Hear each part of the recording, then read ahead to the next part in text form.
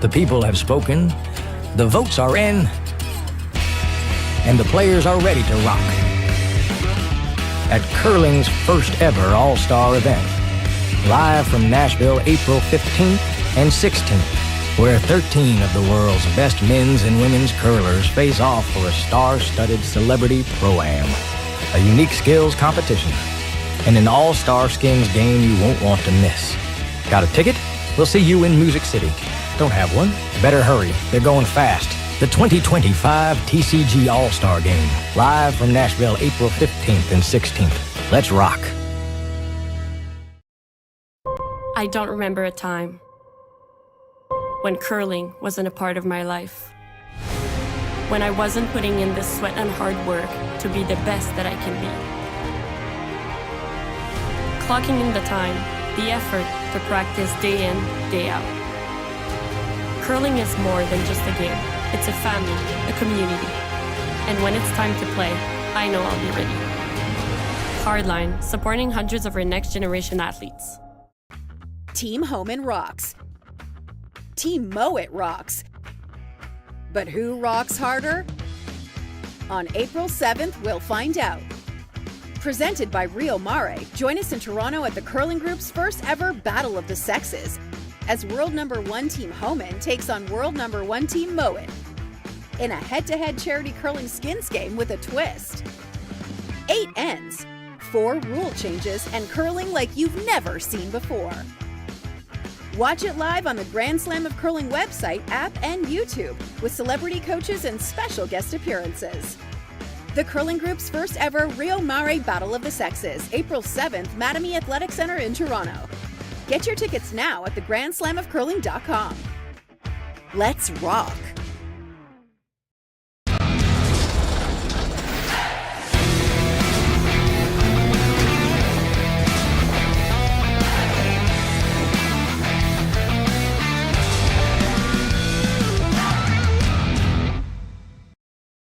Hey Ben, what's the Aztec Safety online e-learning website again? Yeah, that would be aztecsafety.com. Fire extinguisher and firefighting, we'll send that one to Paul. Ah, now here's a course I should probably take. Conflict resolution. Power line safety. Yeah, I thought it might help me with my line calls. Did you know this Aztec website has over 100 safety courses? Jeez. Aztec Safety online course. Ground disturbance. Could have used that a few seconds ago.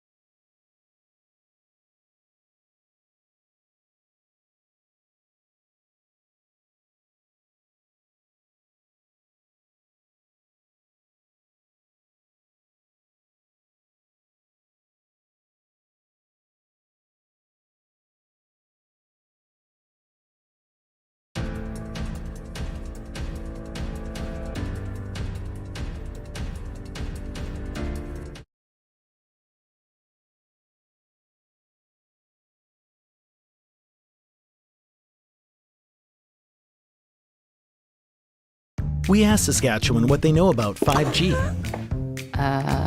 More speed, more innovation. It's gonna make our lives a whole heck of a lot easier.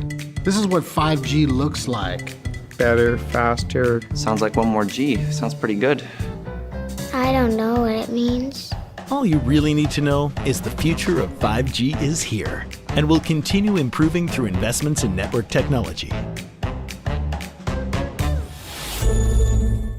I don't remember a time when curling wasn't a part of my life. When I wasn't putting in the sweat and hard work to be the best that I can be. Clocking in the time, the effort to practice day in, day out. Curling is more than just a game. It's a family, a community. And when it's time to play, I know I'll be ready. Hardline, supporting hundreds of our next generation athletes.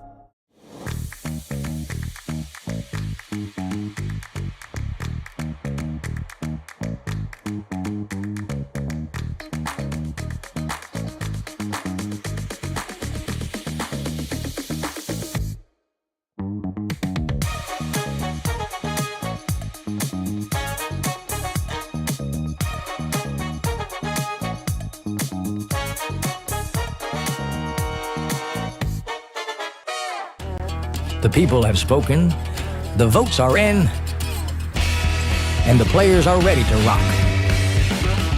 At curling's first ever all-star event, live from Nashville, April 15th and 16th, where 13 of the world's best men's and women's curlers face off for a star-studded celebrity pro-am, a unique skills competition, and an all-star skins game you won't want to miss. Got a ticket? We'll see you in Music City. Don't have one? Better hurry. They're going fast. The 2025 TCG All-Star Game. Live from Nashville, April 15th and 16th. Let's rock. Imagine being able to stream every curling game from every sheet from any event, be it your Wednesday league game, bonspiel, or corporate event. Curling Stadium offers an all-inclusive streaming solution featuring high-quality cameras, ease of use, great reliability, and minimal installation.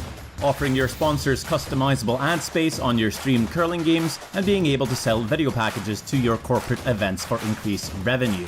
With Curling Stadium, you can stream to any device, be it your mobile phone, tablet, or computer. Push the feed to your desired platform, be it Facebook, YouTube, or any other social media. Curling Stadium is simply the way forward. Where it's commonplace in other sports to televise every game, we want to do the same. Curling is a global sport, and it's time it gets the coverage it needs. Make your curling club the next Curling Stadium. Team Homan rocks. Team Mowat rocks. But who rocks harder? On April 7th, we'll find out. Presented by Rio Mare, join us in Toronto at the Curling Group's first ever Battle of the Sexes, as world number 1 Team Homan takes on world number 1 Team Mowat in a head-to-head charity curling skins game with a twist. 8 ends, 4 rule changes, and curling like you've never seen before. Watch it live on the Grand Slam of Curling website, app, and YouTube, with celebrity coaches and special guest appearances. The Curling Group's first ever Rio Mare Battle of the Sexes, April 7th, Mattamy Athletic Center in Toronto. Get your tickets now at thegrandslamofcurling.com. Let's rock! Handcrafted in Canada, Hardline's Ice Pad has revolutionized curling for over a decade. Engineered with top-tier precision and durability, it is backed by an unmatched 10-year warranty. Designed for curlers at all levels to sweep effortlessly with maximum efficiency, it is trusted by the world's best curlers, including Olympic and world champions. It is quite simply the best broom in the game. Hardline. Join the revolution. Welcome to the RockShop.net, the official store for the Grand Slam of Curling. Whether you're looking for the best hats, stylish clothing, fun toys, or unique accessories, the Rock Shop has it all. Shop online anytime at therockshop.net for exclusive Grand Slam of Curling gear, or come see us in person at your next event. Therockshop.net, where fans find their favorite curling gear.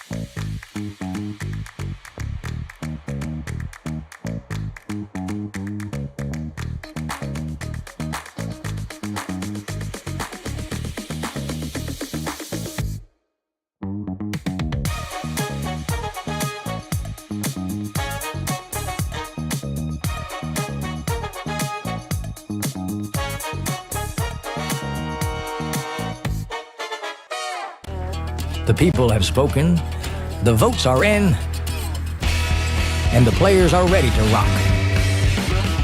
At curling's first ever all-star event, live from Nashville, April 15th and 16th, where 13 of the world's best men's and women's curlers face off for a star-studded celebrity pro-am, a unique skills competition, and an all-star skins game you won't want to miss. Got a ticket? We'll see you in Music City. Don't have one? Better hurry. They're going fast. The 2025 TCG All-Star Game, live from Nashville, April 15th and 16th. Let's rock. I don't remember a time when curling wasn't a part of my life. When I wasn't putting in the sweat and hard work to be the best that I can be. Clocking in the time, the effort to practice day in, day out. Curling is more than just a game. It's a family, a community. And when it's time to play, I know I'll be ready. Hardline, supporting hundreds of our next generation athletes. Team Homan rocks. Team Mowat rocks. But who rocks harder? On April 7th, we'll find out. Presented by Rio Mare, join us in Toronto at the Curling Group's first ever Battle of the Sexes, as world number 1 Team Homan takes on world number 1 Team Mowat in a head-to-head charity curling skins game with a twist. 8 ends, 4 rule changes, and curling like you've never seen before. Watch it live on the Grand Slam of Curling website, app, and YouTube, with celebrity coaches and special guest appearances. The Curling Group's first ever Rio Mare Battle of the Sexes, April 7th, Mattamy Athletic Center in Toronto. Get your tickets now at thegrandslamofcurling.com. Let's rock.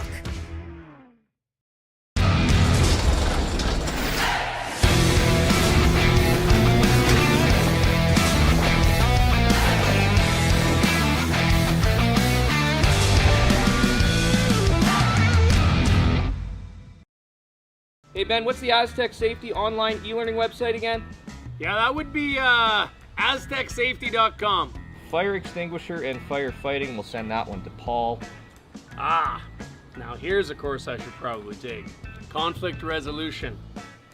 Power line safety. Yeah, I thought it might help me with my line calls.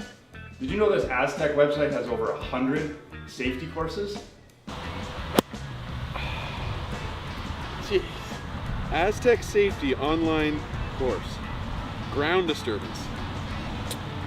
Could have used that a few seconds ago.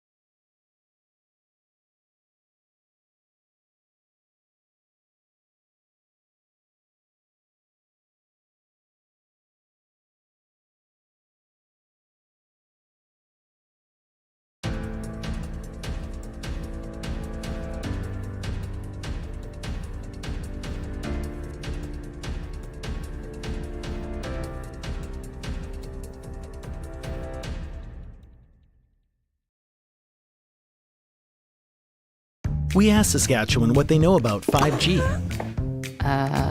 More speed? More innovation? It's gonna make our lives a whole heck of a lot easier. This is what 5G looks like. Better, faster. Sounds like one more G. Sounds pretty good. I don't know what it means. All you really need to know is the future of 5G is here and will continue improving through investments in network technology. I don't remember a time when curling wasn't a part of my life. When I wasn't putting in the sweat and hard work to be the best that I can be. Clocking in the time, the effort to practice day in, day out. Curling is more than just a game. It's a family, a community. And when it's time to play, I know I'll be ready. Hardline, supporting hundreds of our next generation athletes.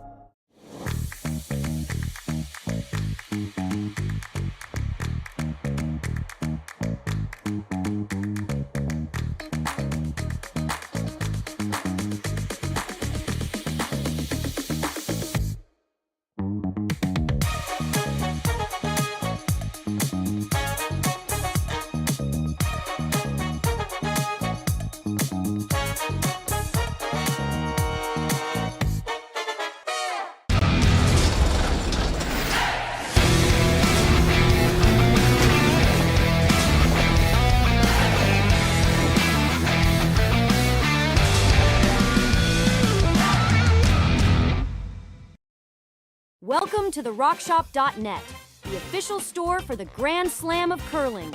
Whether you're looking for the best hats, stylish clothing, fun toys, or unique accessories, the Rock Shop has it all. Shop online anytime at the RockShop.net for exclusive Grand Slam of curling gear, or come see us in person at your next event. The RockShop.net, where fans find their favorite curling gear. Hey Ben, what's the Aztec Safety online e-learning website again? Yeah, that would be aztecsafety.com. Fire extinguisher and firefighting, we'll send that one to Paul. Ah, now here's a course I should probably take. Conflict resolution. Power line safety. Yeah, I thought it might help me with my line calls. Did you know this Aztec website has over 100 safety courses? Jeez. Aztec Safety online course. Ground disturbance. Could have used that a few seconds ago.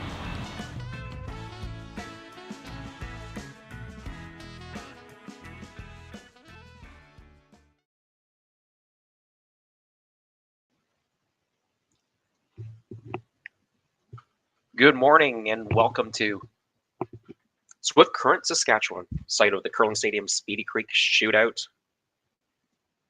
And good evening, konbanwa, to our friends in Asia, particularly our fans in Japan. Watashi wa Jason desu. My name is Jason Chang. Yoroshiku onegaishimasu. We're here to bring you this feature match this morning. Draw 7 action, 4th game of pool play for both these teams.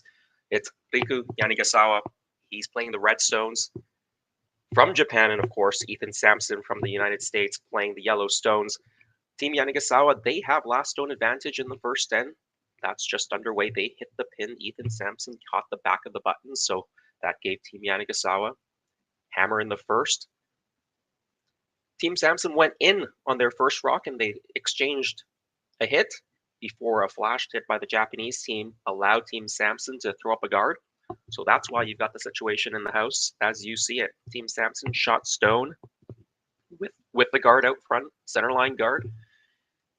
Team Yanagisawa just played a freeze on top, that corner freeze, and now Team Sampson trying to respond with another freeze. Well, a really interesting matchup between these two teams. The young team from Chaska, Minnesota. That's where they represent. I think Ethan himself's from North Dakota. Ranked about 40th in the world against the 28th ranked team in the world. Team Yanagisawa, who maybe have a little more experience, a bit of a wide age gap between their players, but certainly the back end players, Riku Yanagisawa and the man in the house, that's Tsuyoshi Yamaguchi, with a lot of international experience.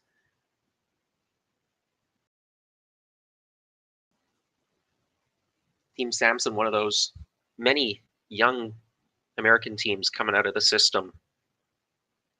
He's played at a couple of World Junior Championships, so he's also got international experience.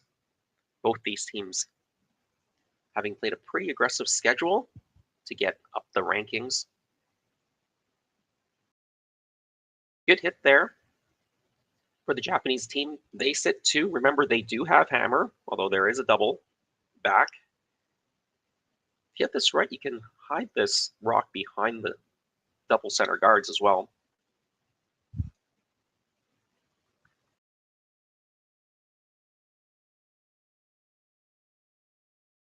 There are 3 other games on the ice, and of course, you can watch all the games on Curling Zone's YouTube channel.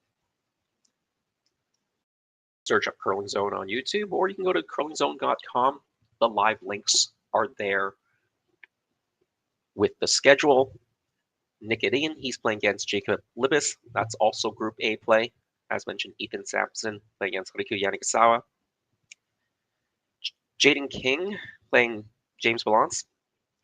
And the other Japanese team, Takumi Maeda, playing Shu Xiaoming of China, an all-Asian affair. That would be a Group B match. I've had the pleasure of covering already a couple of the Yanagisawa games. He's in a good shape right now, 2-1. Heading into this 4th match, Ethan Sampson 1-2. So for Team Sampson, pretty much a must-win to keep his playoff hopes alive. Team Yanagisawa, of course, trying to get to 3 wins and get closer to a playoff spot. The top 8 teams will make the quarterfinals. 18 teams here, 3 pools of 6. They'll each play 5 round-robin matches. Opportunity here for Team Sampson to go around that center guard now.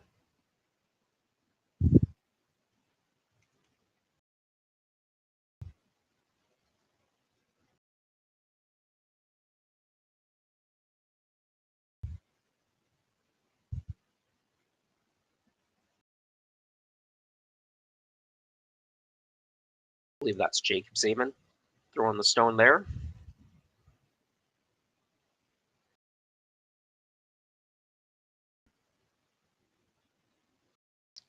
Didn't quite get it as deep as they wanted. They wanted that top 4 and buried.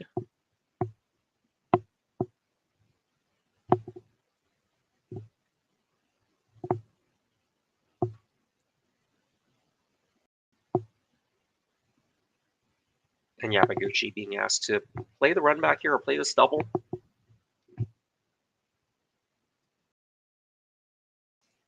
He calls the game but throws the 3rd stones.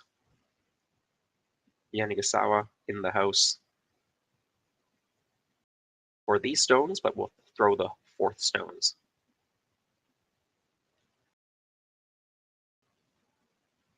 Mentioned this team from Japan. They're 2-1 right now.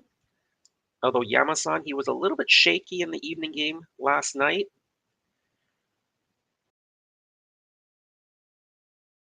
I think he'd like to tidy things up a little bit. He was just struggling a bit on those softer weight hits. Whether it was a weight control issue or a line issue or a combination of the two, I couldn't quite tell, but the softer weight hits he was struggling with a little bit. So hopefully a good night's rest and he'll have that back in order.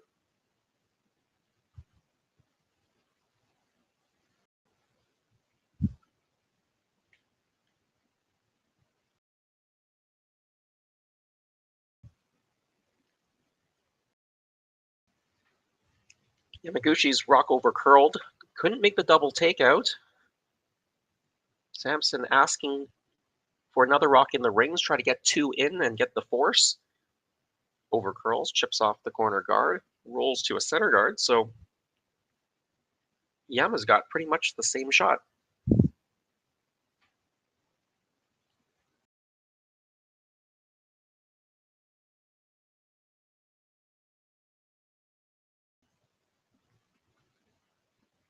Try to hit right on the nose, make the double. You will leave your stone there for the opponents to come around again. And once again, Yama was a bit tight, but he catches enough of the back one to just squirt it out. That's actually a really good shot because he's now rolled it over to a corner rather than leaving the center guard, which your opponents would go around. Now you force your opponents around a corner guard, which is a bit better situation if you've got last rock. You've left the middle completely open. Both draw paths available.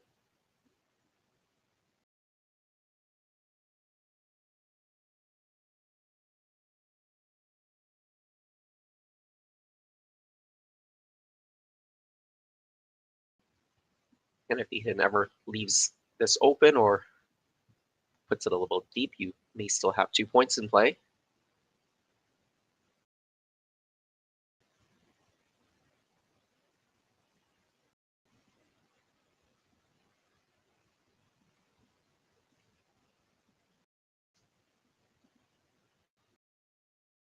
First stone for the Sampson team. They don't have last stone advantage here.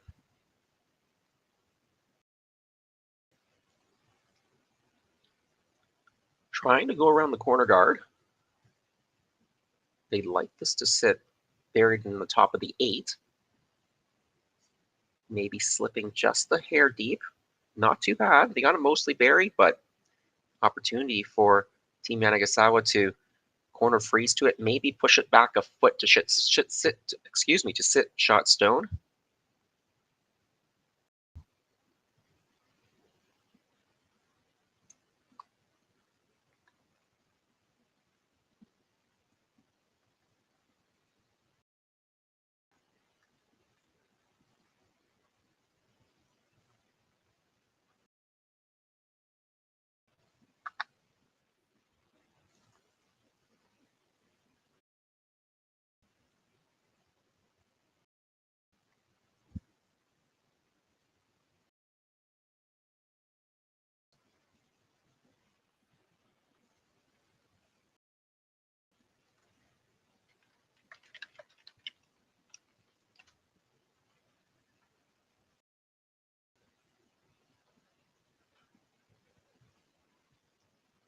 Well, opportunity here for Team Yanagisawa. Try to bump Sampson's rock back, maybe a foot, maybe half a foot, sit in front and be shot stone. They're working hard on this stone. Maybe a hair on the light side. Yeah, I think so. It's a little light. It crashes on the guard. It does roll into the top of the 12. I think now Sampson can just split the rings on the other side of the 8 foot, even these stones up, and they won't be able to make a double. They'll get forced to their single, and that's what Team Sampson's decided to do.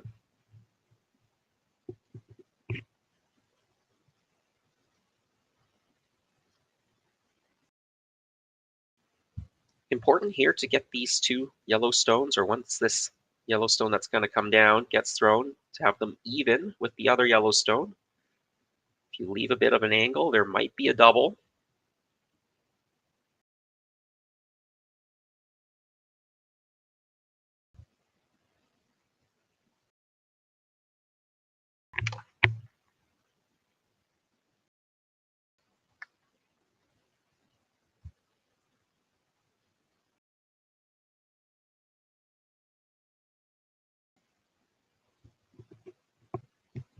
Well, opportunity to be force here in the first end.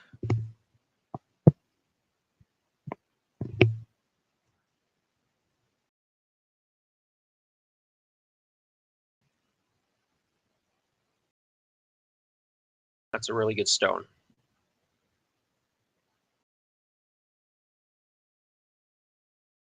No double there.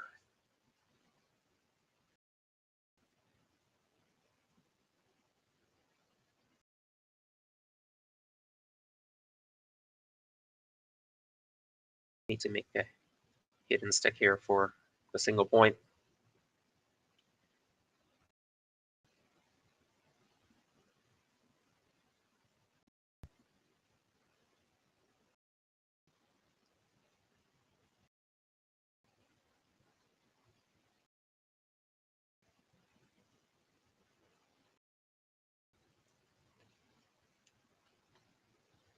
First and final stone. Riku Yanagisawa looking for a soft weight hit and stick to score his single. And they like the stone, and it hits and stays right there in the forefoots. 1 point for the Japanese team. Move back for the second. Handcrafted in Canada, Hardline's ice pad has revolutionized curling for over a decade. Engineered with top-tier precision and durability, it is backed by an unmatched 10-year warranty. Designed for curlers at all levels to sweep effortlessly with maximum efficiency, it is trusted by the world's best curlers, including Olympic and world champions. It is quite simply the best broom in the game. Hardline, join the revolution. Saskatchewan, you know Sasktel because we're everywhere. Because being everywhere keeps us connected to you. With Sasktel sponsorships, we get to be part of your community. We're here with you, and we're here for you. It's easy to get started. All you need to do is apply. Sasktel cares. Always has, always will. To apply for sponsorship, visit sastel.com/sponsorships.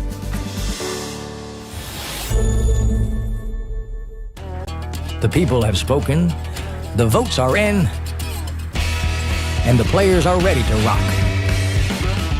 At curling's first ever All-Star event, live from Nashville, April 15th and 16th, where 13 of the world's best men's and women's curlers face off for a star-studded celebrity pro-am, a unique skills competition, and an all-star skins game you won't want to miss.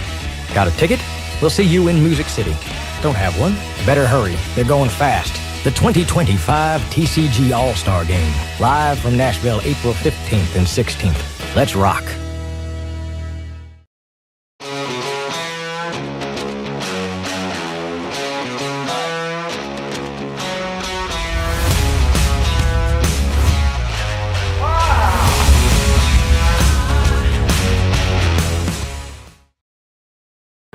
Hi, I'm Jane.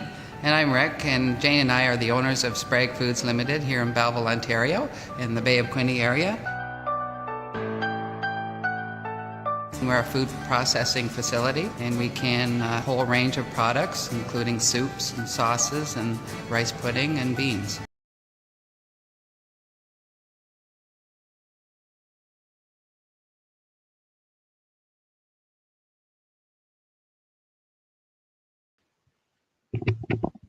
Second end just underway. Team Sampson with the last stone here, trailing 1-0. First stone just slipped into the top of the 12 corner guard being asked for. That's Maris Kleinis throwing the lead stone. Well placed, that's exactly where he wanted it.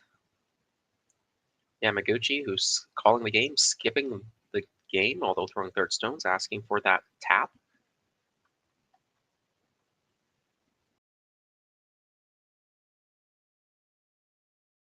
From there leads Satoshi Koizumi.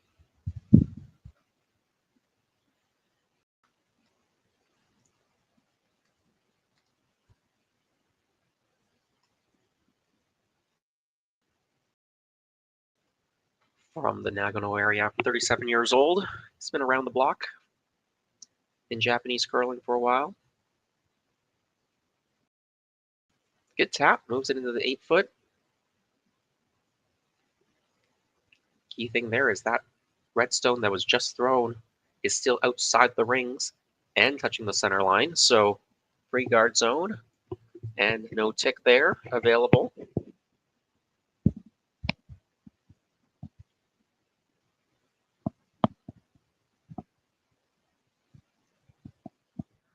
If that had been on the rings, you may have seen Ethan Sampson play a quiet weight and rolling it into the house, but because he can't hit that stone, they're going to make use of this corner guard that Marius just threw, and he's going to put it right behind. Great shot.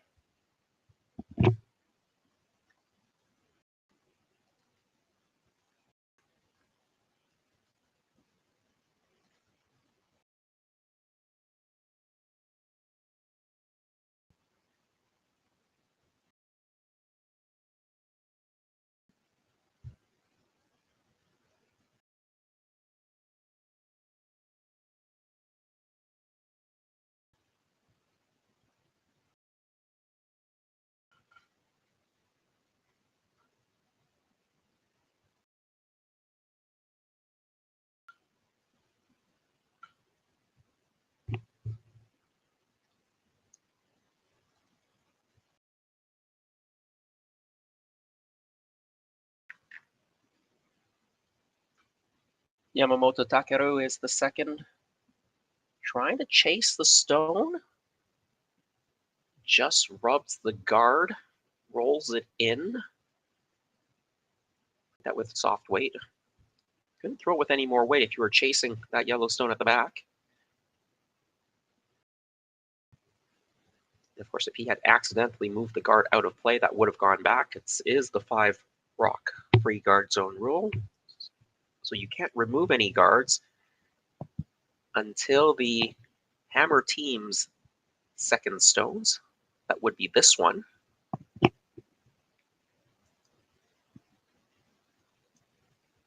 Jake Zeman is their second. Trying to make a double or just push that other red stone over. Sits behind the center guard. Shot stone still belongs to Japan, but it's wide open. Team Sampson sitting second and third, and both of those rocks are partially covered. They have the hammer, so Team Yanagisawa, they've got to be looking at how they can remove those yellow stones. Looking at hitting that yellow stone that's around the corner guard and rolling it towards the center and behind the center guard situation.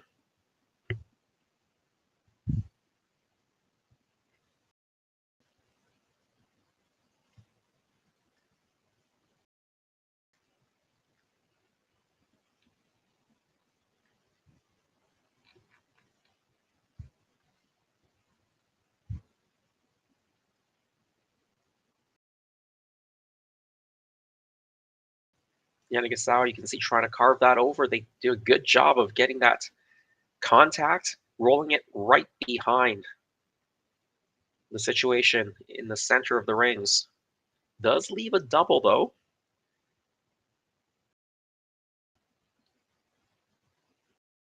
Team Sampson can make this double. The shooter will roll away to the side of the 12-foot, and there won't be a double back, so opportunity to spread out the rocks here.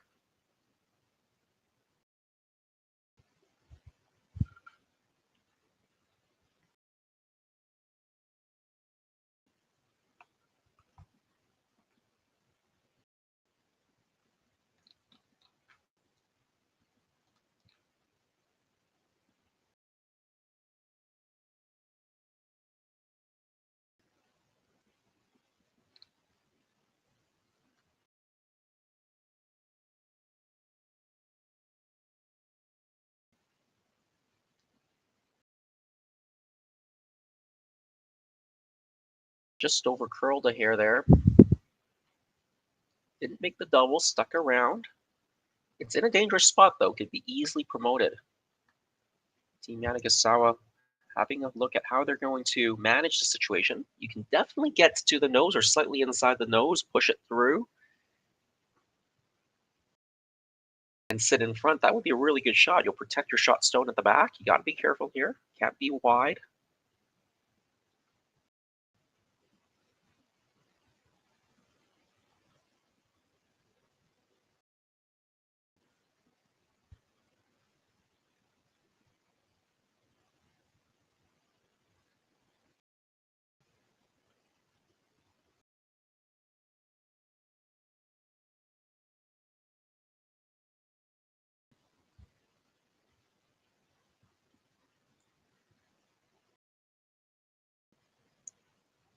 This was the type of softer weight hit that Yamasan was struggling with last night.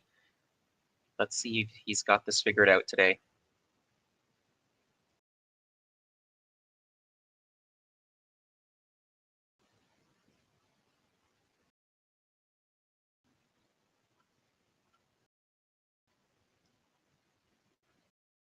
This time, I think he's on the mark, pushes the yellow through, corner freezes onto the other yellow stone. That's perfectly executed.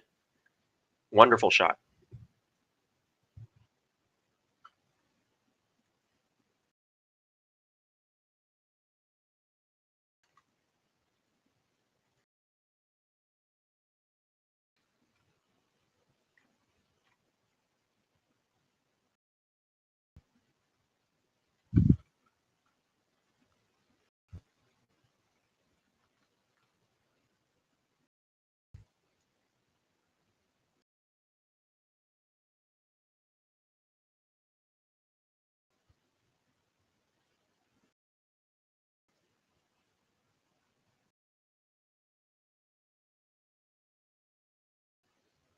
Trying to run the front one back. This one's over curling, picks off the center guard.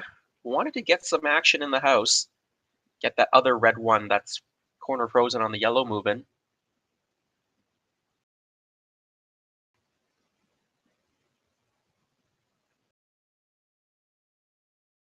Wasn't successful there.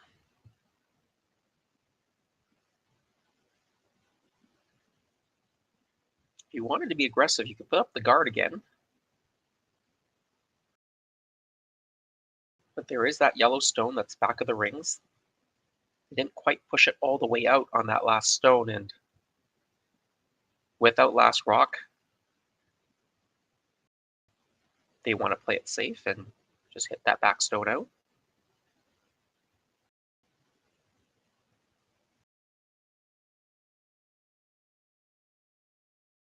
Maybe having second thoughts about doing this. The setup is really good right now if you throw up a guard. If you throw up a guard, there's no doubles. They'll have to run it in. It's a red stone they're running in, so if they happen to make it, you can still hit the back one later, although that does potentially bring two back into play. If you hit this back one, it's a little bit safer, but you do give direct access to your red stone that's shot stone on the back of the button. That yellow onto red. I think that angle is there. They'd like to stick around, try to sit another rock in the rings. Could help them in the force situation. Now you're going to see Sampson make some sort of a play on this red-yellow.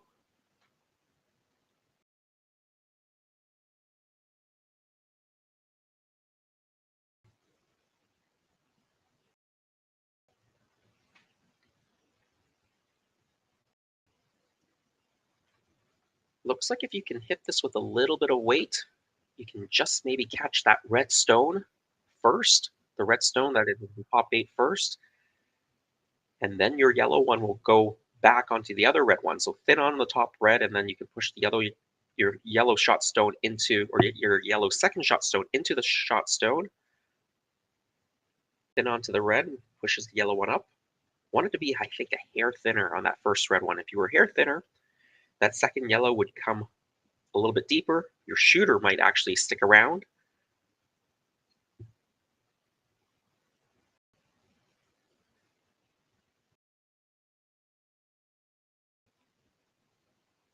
You can peel this one out. If you peel it out, though, there is a double on those red stones at the back. Double would probably roll out, and then you could go around the corner to try to get the force. The guard's the other call, and I don't mind that. If you want to be aggressive here, you can definitely throw up a guard. But having seen a few of the games from this Japanese team, they tend to be a little bit more cautious, a little bit more defensive, especially when they've got the lead, even if it's 1 point. And so I'm not surprised they're playing the peel here. Just hit and roll out, or hit and roll to the side. Most important thing is to just get rid of this yellow rock first.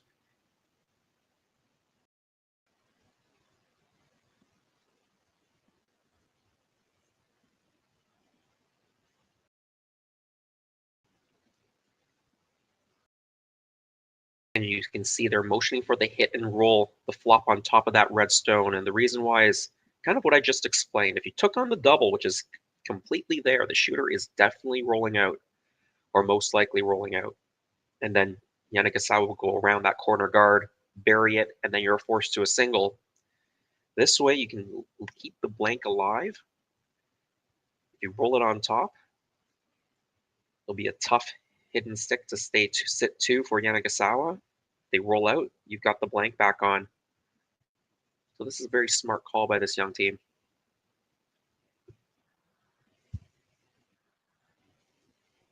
I think a lot of young teams would look at the situation and say, let's play the double. But I think this is the right call here.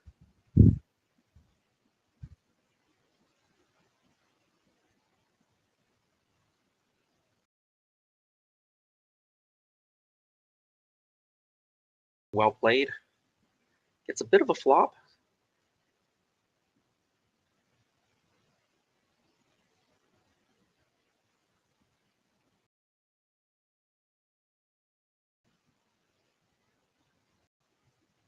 So there should be a double left on the last rock for Team Sampson once this hit is made by Riku Yanagisawa, depending on where the shooter lands. Maybe the double and roll out for the blank.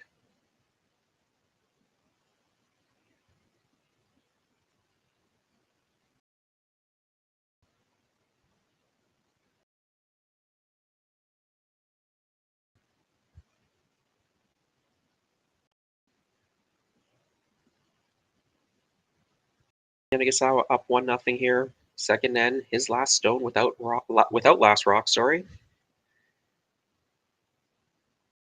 Nice soft weight here. Looks like just hack to board weight, board at most. Sits right there. I think that's probably the best spot they could have left it to prevent the double and roll out. And that had really well controlled shot. It was hard not to roam a little bit more to the left as you see from the overhead. And if it rolled into the 12-foot, into those blue rings, you would have definitely seen Sampson take on the double and blank. Now I think he's probably going to be forced here, try to play a nose hit. He could throw it really hard and try to cross the face, make the double, and roll it the long way out the side, roll the shooter all the way across 9 feet of rings, but that would require a lot of precision and a lot of speed. So I think this is a prudent call on the second end of the game. You can tie it up.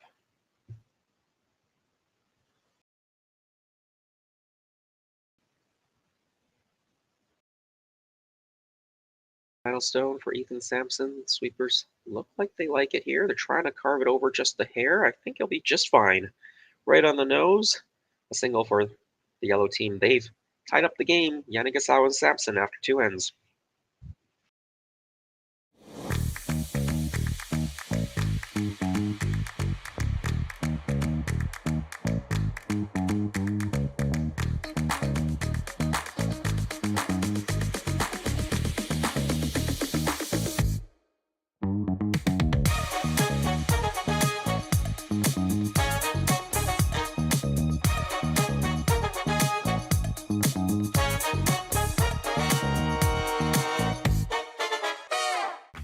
Team Homan rocks.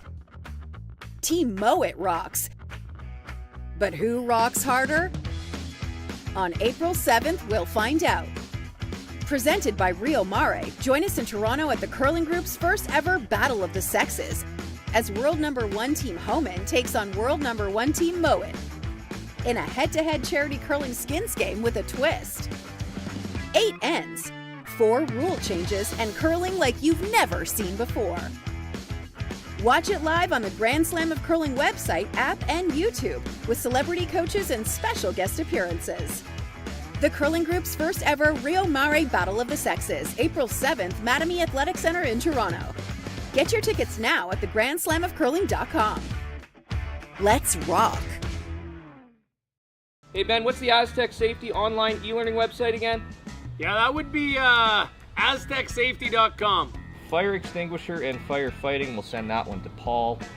Ah, now here's a course I should probably take. Conflict resolution. Power line safety. Yeah, I thought it might help me with my line calls. Did you know this Aztec website has over 100 safety courses? Jeez. Aztec Safety online course. Ground disturbance. Could have used that a few seconds ago.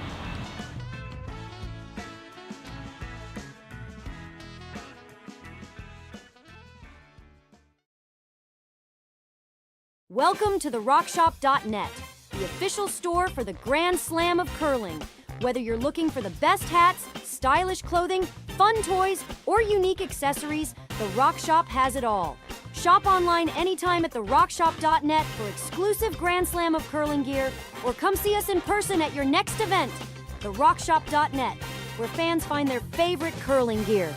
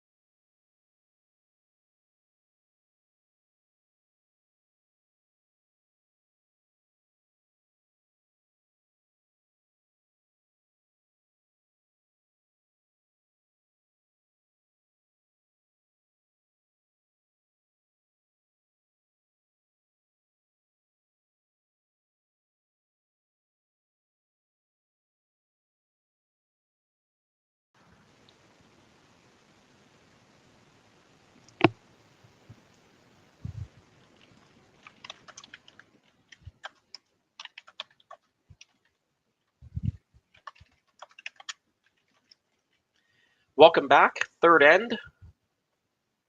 1-1 tie between Team Sampson and Team Yanagisawa. Sorry for that bit of silence. My microphone decided to stop working, so I did a quick switch or a bit of a restart on my headset. Hope it's all working. We had exchanges of a single point for Team Yanagisawa and Team Sampson. Good forces by both. Team Yanagisawa was forced to win by Team Sampson the first end. Sampson then forced to win by Yanagisawa. So it is a 1-1 tie.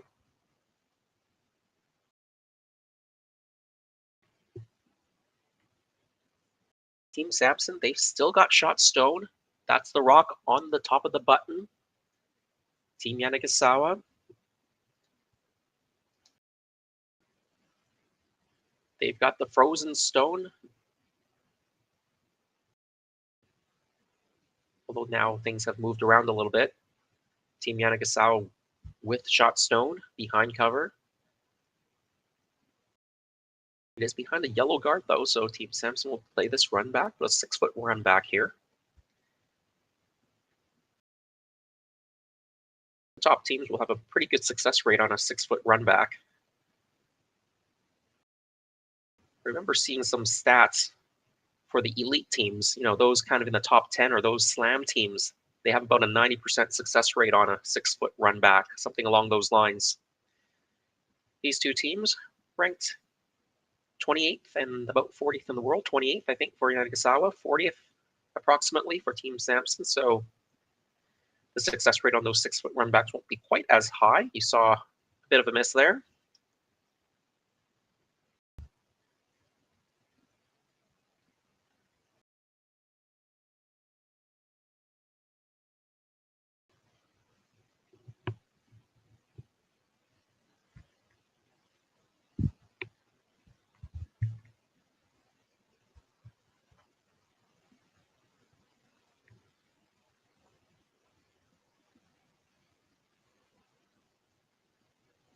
Yanagisawa asking for the guard to go back up, and this time it's going to be a red colored guard. So any run back now, you're running an opposition stone in.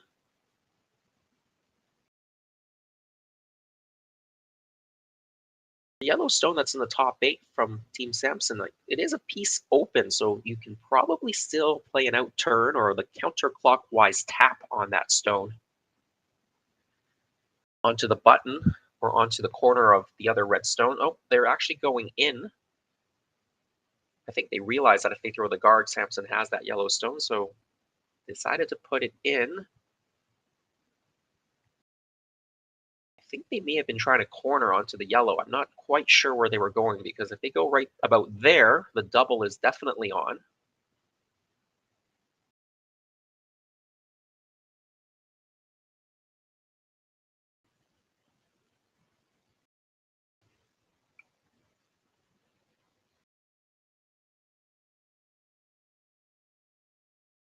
So I think they were trying to go top 12 on the last shot. Above the yellow stone, top 8 at the deepest, maybe onto the corner. Anyway, double available now.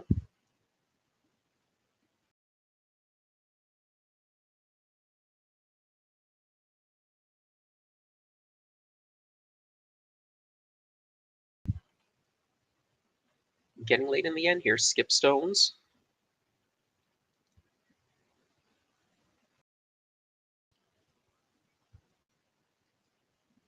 Make the double, you need to hit the outside of the stone, and he's all over the guard. When he released the stone, I thought he tweaked it in.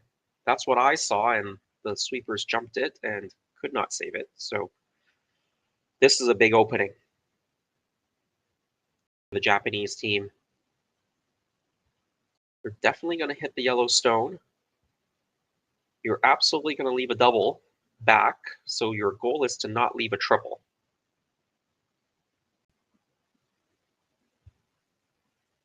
The red-red double will always be there.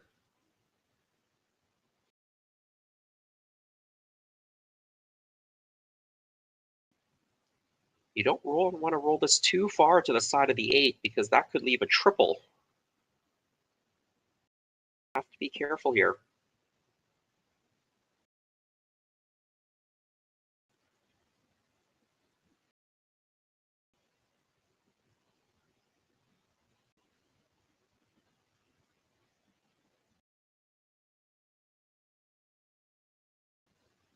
If you leave some sort of a triple, that yellow stone that's out of the rings on that right-hand side, 3 o'clock position, just out of the rings on the tee line, that could come into play. There could be a rock that gets shot sideways towards that rock if there's a triple. That could catch it, so that might help Team Yanagisawa here. They're going to try to flop just right on top.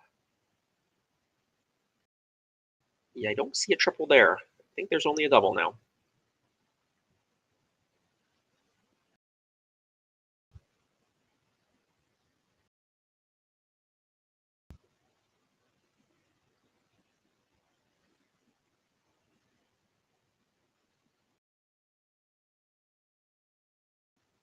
If that had rolled 1 foot further to the right, you would definitely have a triple.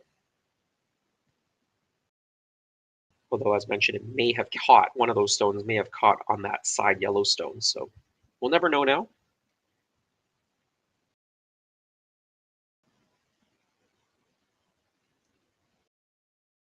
Approximately a nose hit there for Team Sampson. Try to get 2 rocks out of the rings. Give Yanagisawa a free draw for 2 points if he can make this. Now the last rock he was tight, and this rock he's a little wide, won't make contact with the second stone.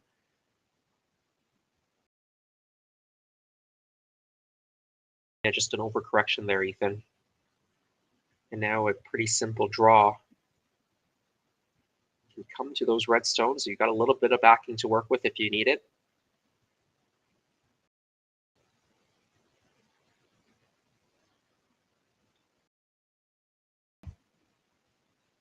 Opportunity to put multiple points on the board, and that's what Team Yanagisawa did reasonably well in their second and third games of the round robin. They had some good conversion when they had last stone, taking advantage of opponent mistakes. Already got 2 locked up, so they've already gotten the lead, and now an opportunity to make it a 3-point lead if they can put this into the rings. They've got all the backing in the world. The sweepers are just going to stay right on it, make sure it doesn't pick, and absolutely no problem. 3 points for this Japanese squad. They're going to take a 4-1 lead after 3 ends. We asked Saskatchewan what they know about 5G. More speed? More innovation? It's gonna make our lives a whole heck of a lot easier. This is what 5G looks like. Better, faster. Sounds like 1 more G. Sounds pretty good. I don't know what it means. All you really need to know is the future of 5G is here and will continue improving through investments in network technology.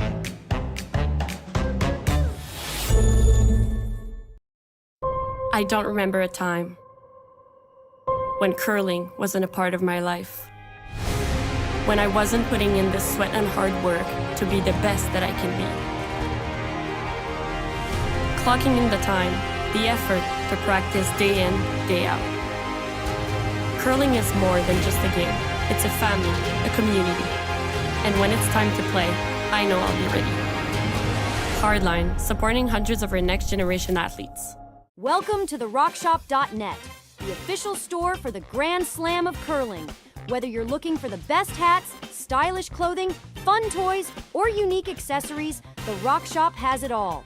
Shop online anytime at therockshop.net for exclusive Grand Slam of curling gear, or come see us in person at your next event. Therockshop.net, where fans find their favorite curling gear.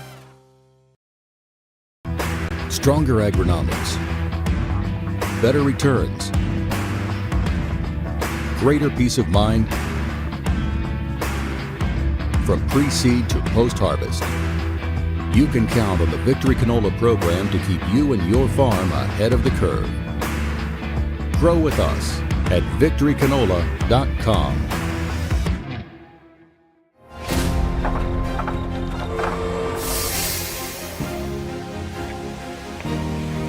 have an idea.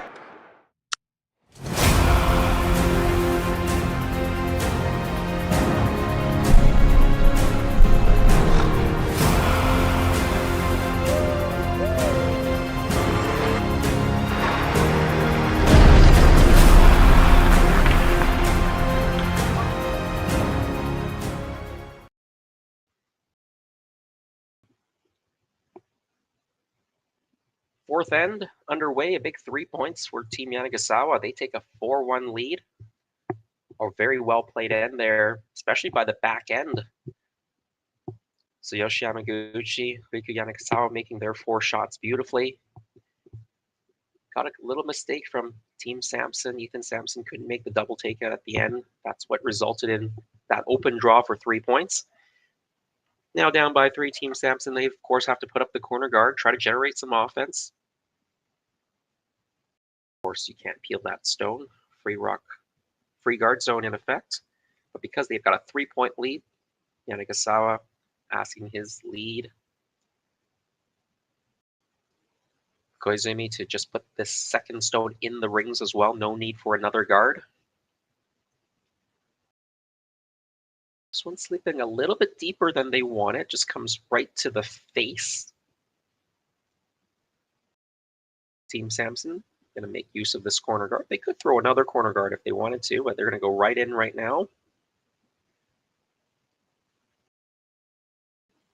18 teams here in Swift Current for the Curling Zone Speedy Creek Shootout. If you're just joining us, my name is Jason Chang. Wachachua Jason des.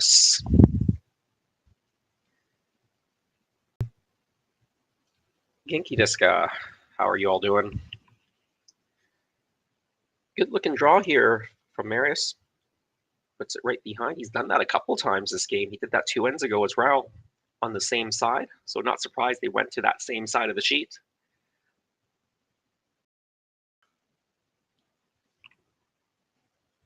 As mentioned, 18 teams split up into 3 pools of 6, and this is the 4th match for both of these teams. Important match for positioning yourselves into the playoffs. The top 8 teams, based on records across the 3 pools, will go through to the playoff round. They do the last stone draws as well to separate any ties.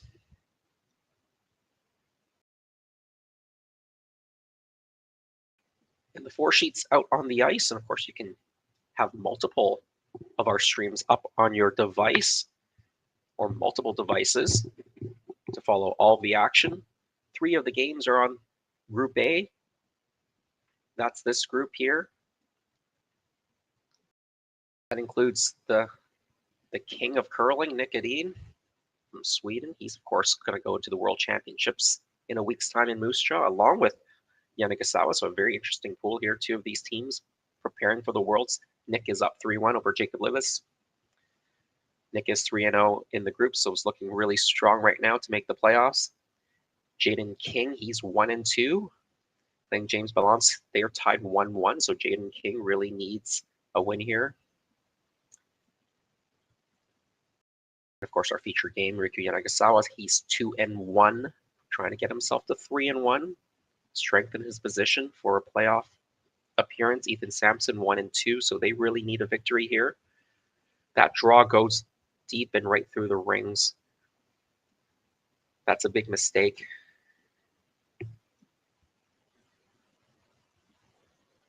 Decision time here for Yama. You could peel off the guard right now. They decided to freeze to the yellow stone that's behind the corner to neutralize the corner guard and neutralize that rock that's in the back of the yellow. Make sure that one doesn't come back to count.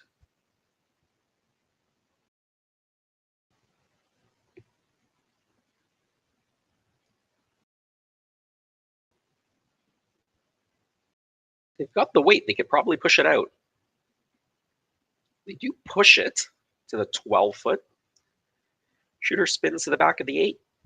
Team Yanagisawa sitting 1, 2, 3.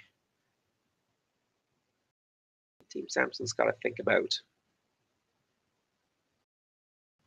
moving the 2 stones in the top of the 4, top of the 8. I think There's two options. One is the one he's indicated, trying to hit and flop on that back 8 stone. Just a second shot in the back of the 4 for now. You always have that double, the red-red double at the top. You could also play the red-red double now and maybe try to roll it behind the corner, or you can just kill one of them and roll it behind the corner.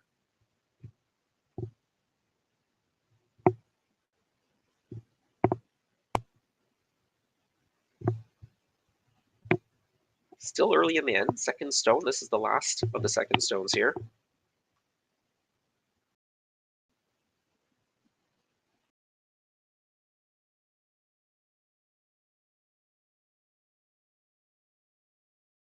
I mentioned there were 4 sheets on the ice, so the other sheet is an all Asia Pacific affair out in Group B.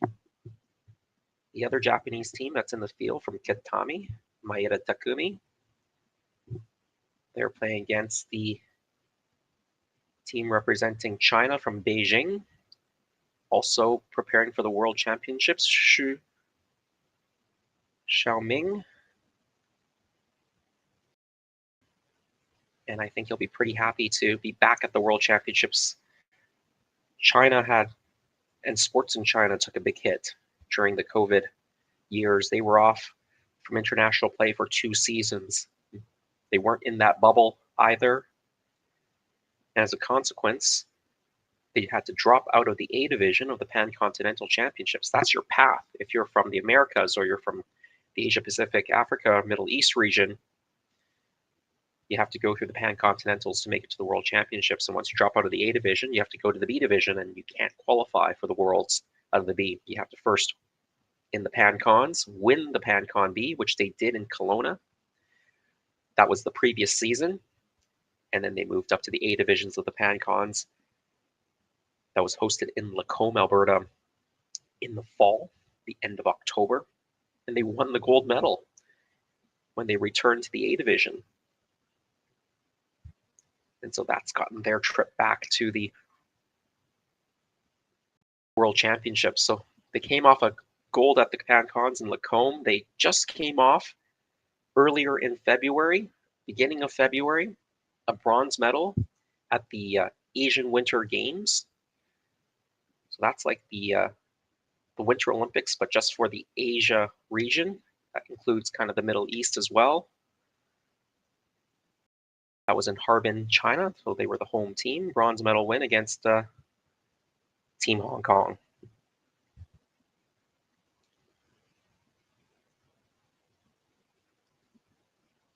Well, they played against me, so they beat me and my Hong Kong team in that bronze medal game.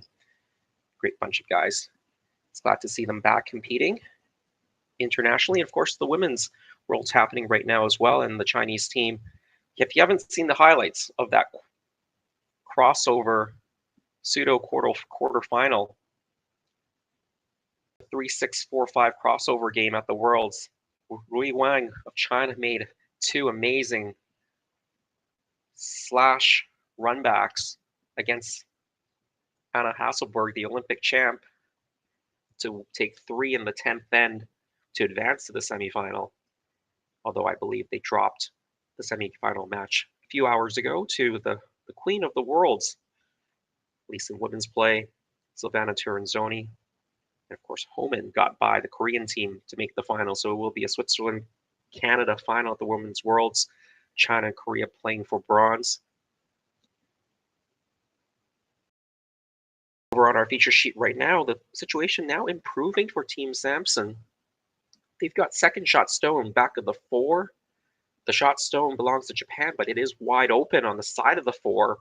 And Sampson's got also 4th and 5th shots, or maybe 4th and 6th shots in there. So Team Yanagisawa, they've got to be careful right now how they position these stones. Don't want to leave your red stones too exposed with so many yellow stones in play.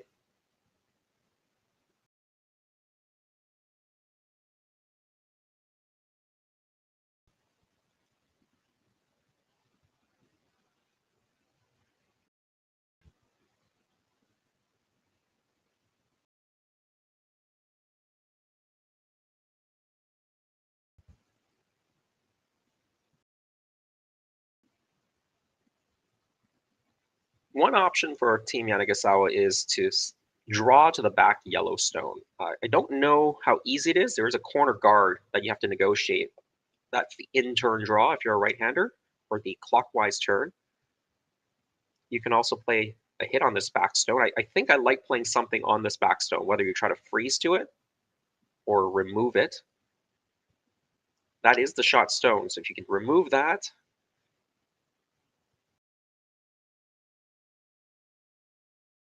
I think you'd want to just get this cleanly out or over the top of your red one, or just jam it off your red one. You don't want to stuff it on that back red, because you're likely losing the shooter here. You may catch the double on the side. Hard to tell if you can just clip the yellow one in that 4 o'clock position from the overhead camera. Pretty thin here to get it over the top. There it is. Takes the other one out, and that's a really good shot. Wonderful shot by Tsuyoshi Yamaguchi. He was struggling yesterday with some of his hits. He's been making all of his shots in this game so far. Yeah, high five, you deserve one.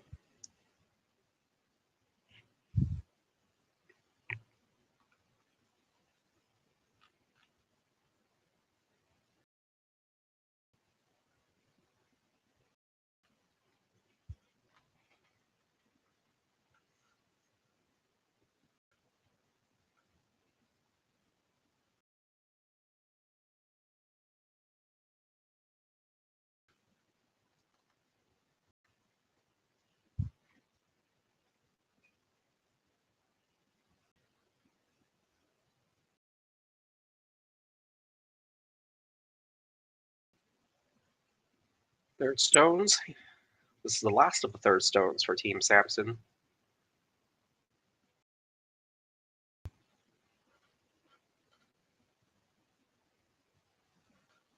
Struck over curling a little bit. Can they hold the shooter? They've thrown the weight soft to try to hold the shooter on the side, and they do just that. Really well done.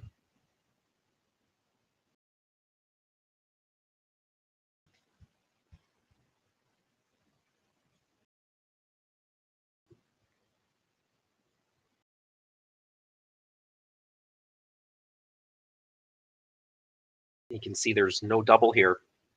If you try to take on the double, which the angle is there, you will jam the yellow stone onto the red stone. So Yanagisawa just trying to hit the yellow stone. Can probably roll it around the corner guard to sit 2. If you can maintain that spot, you can get the force. They love that, being up 3 points already. No issues giving up a single point.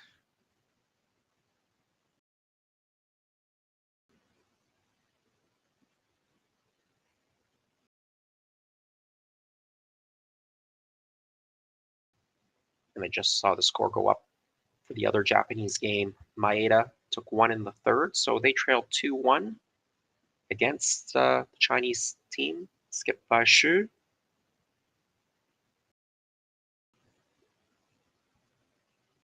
A wonderful shot. Riku Yanagisawa, he's come to play today.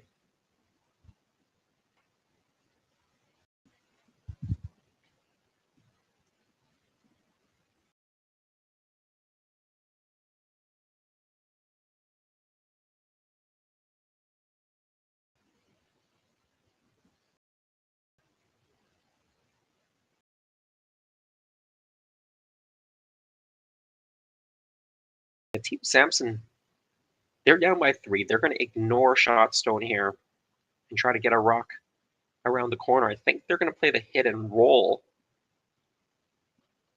around the corner.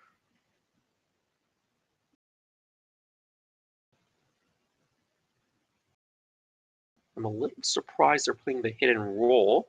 If they were to go around the corner, just draw around the corner. It's easier to just draw the rock to the spot you need rather than hitting rolling. This redstone's never counting if you make the draw anyway, and you are down by 3.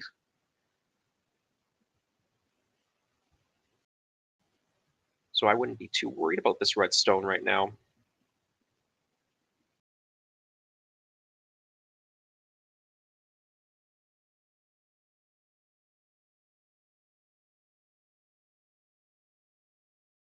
Pretty good shot. May have rolled just a hair too far. With the amount of curl coming center line off to the center, as long as you can see a piece of it, you should be able to push it out.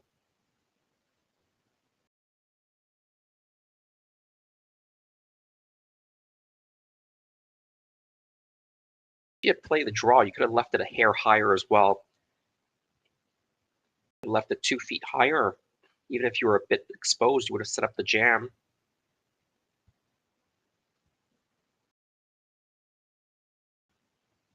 So I would have liked just the straight draw there.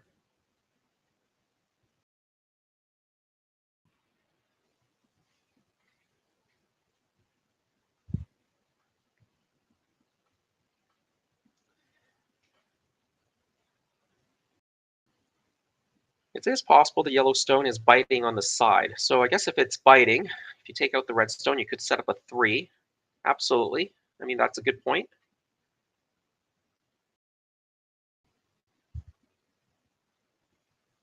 So they probably considered that. They push this yellow one out, absolutely. Can you make the double? I guess we'll know right now. If they're going to go for the double and stick, they're biting on the side, and it is for 2. Looks really difficult, though, to make this double and stick around. Probably just there if you make it with soft weight, although that redstone may jam on the back on the yellow, so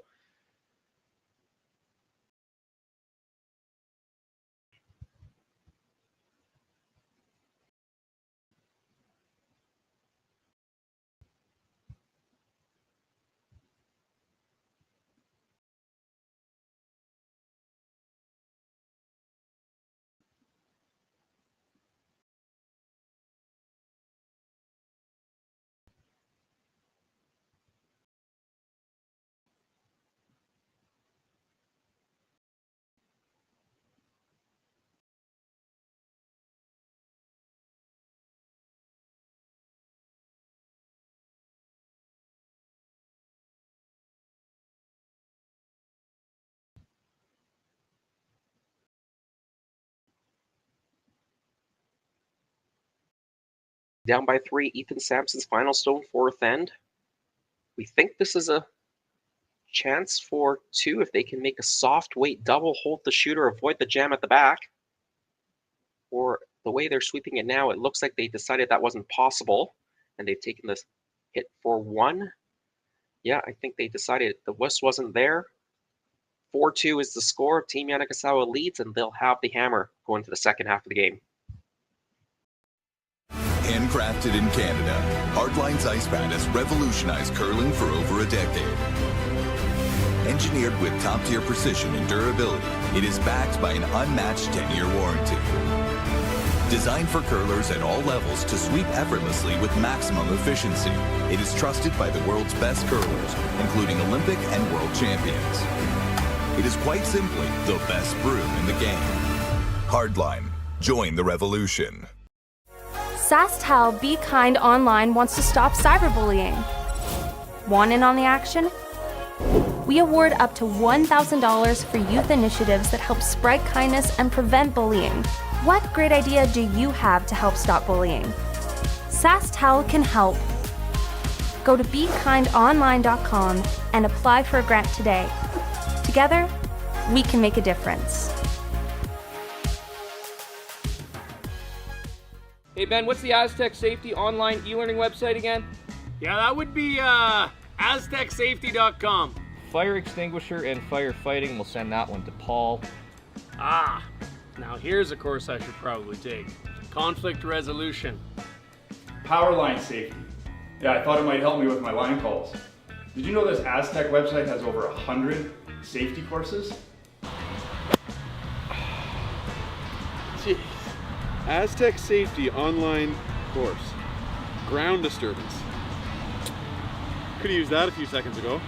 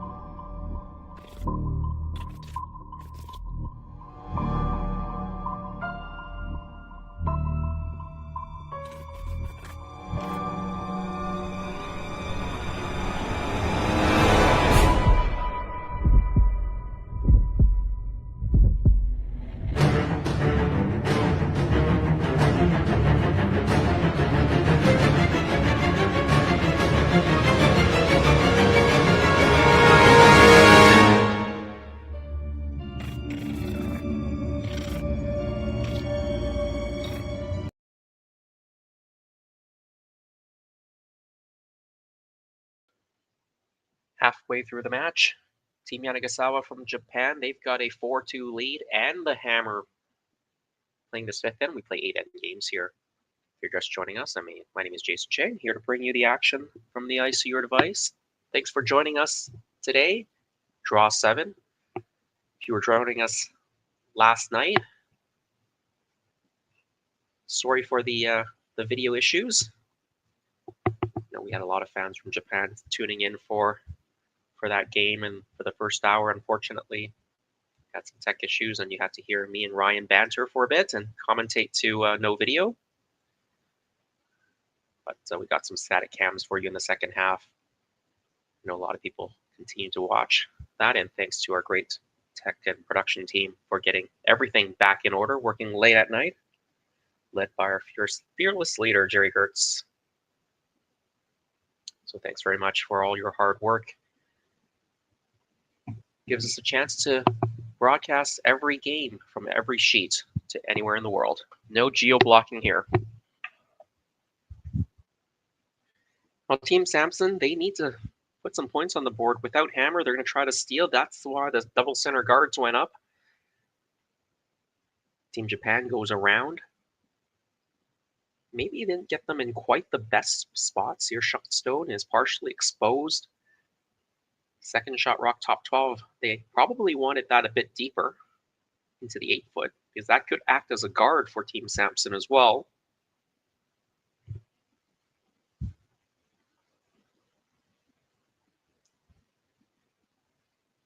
Team Sampson trying to freeze to this red stone. It's a little bit heavy, and that's why it's chipped off, rolled away. It's pushed the Japanese stone to the top of the 4, buried. Do you hit that stone and roll behind? You can also play a peel, try to open things up and simplify the situation. Both are good calls. I like this call here. Just keep the pressure on. If you roll this behind those red stones that's on the top of the rings, you're sitting 3. This will be on the button. Then Team Sampson will have a hard time. We'll spend some time trying to rearrange the situation. At that point, you go up and play the peel.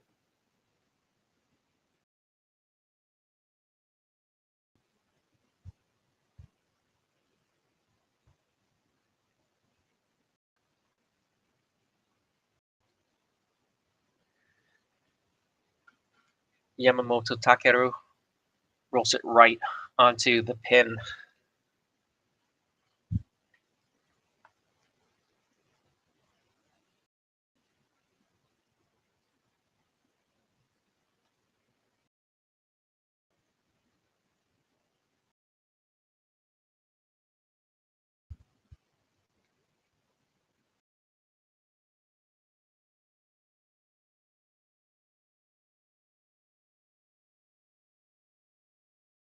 Really tough situation now for Team Sampson.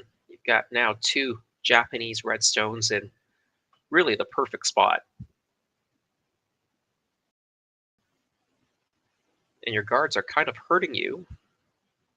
You, of course, don't want to peel off your own guards. That's what you need for the steal.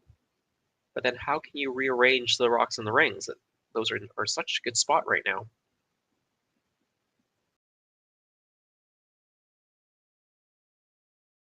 Yeah, this isn't a bad call. If you can promote this yellow centerline guard into the red,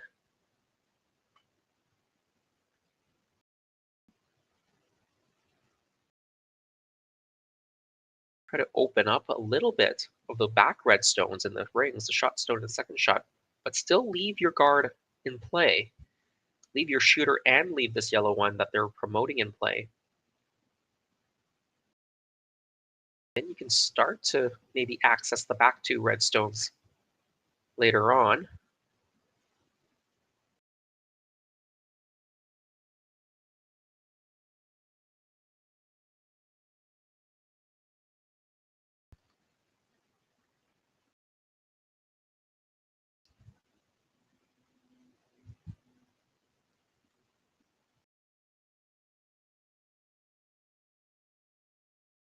This is close. And get some action in the rings. I think that was the bonus that they were hoping for. So they've kept all 3 guards in play.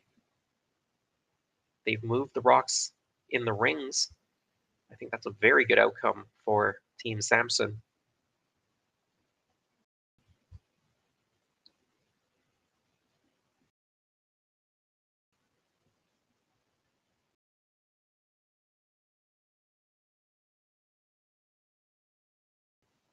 Well, now you got to make a decision whether you're going to stay on the offense here and maybe put another rock into the rings, or a guard to block off that port, or do you peel the guards off?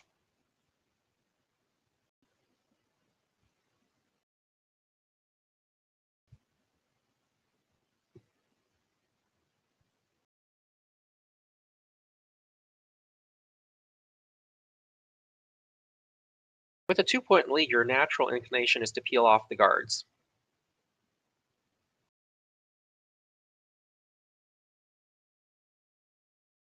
If you're going for the peel, you'd like to get 2 of them off.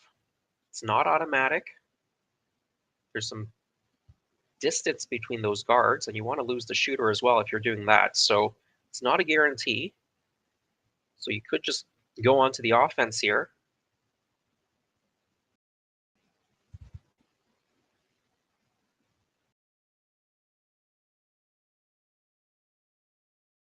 Either throw up a tight guard in that port. You can also go in top 8, maybe top 4 behind the center line guard.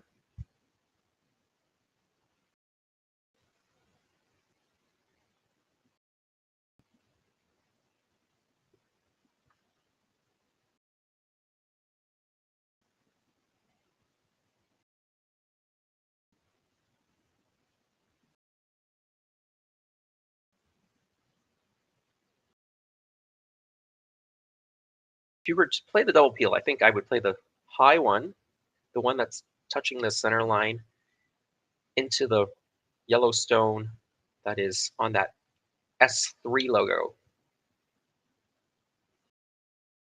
Try to hit it over the top, catch the left side of that second yellow stone as you see it from the overhead, and hopefully that won't jam in the back, and then your shooter will roll out. You can also just play the single peel. That's a little bit safer. You won't have any jam that rolls back in. Now that one's missed everything. I think they were trying the single peel. They've in fact made a double on their own stones. Well, all of a sudden, the advantage for this end has gone to Team Sampson because they've got 3 guards to work with. That staggered center guard, off center guard situation is really helping them now. So really big mistake there. They thought about it for a long time and made a okay call. Like, there was nothing wrong with the single peel. There was just something wrong with the execution.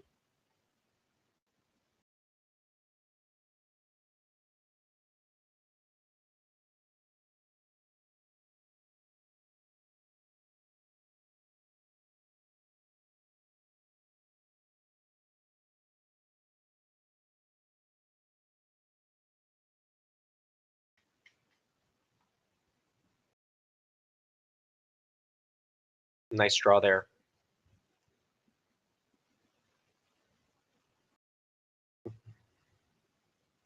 Now I think you're going to go see the double peel.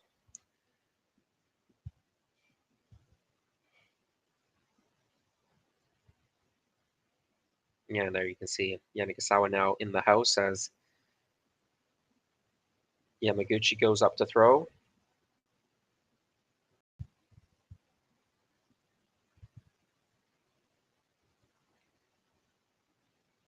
They're lucky they'll get the one in the house as well.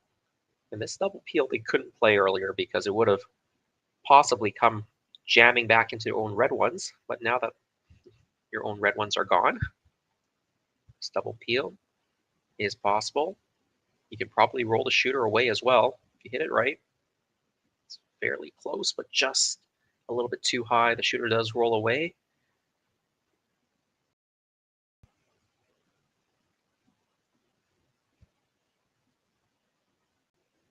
Yeah, Team Sampson going to replace that guard. Put it back in about the same spot. Try to maximize the distance between the guards. Make the double peel as hard as possible.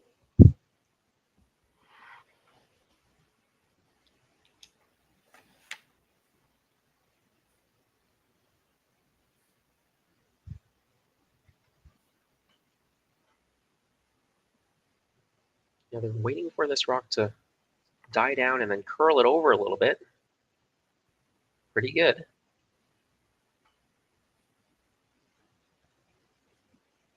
There's a little bit more of an angle now.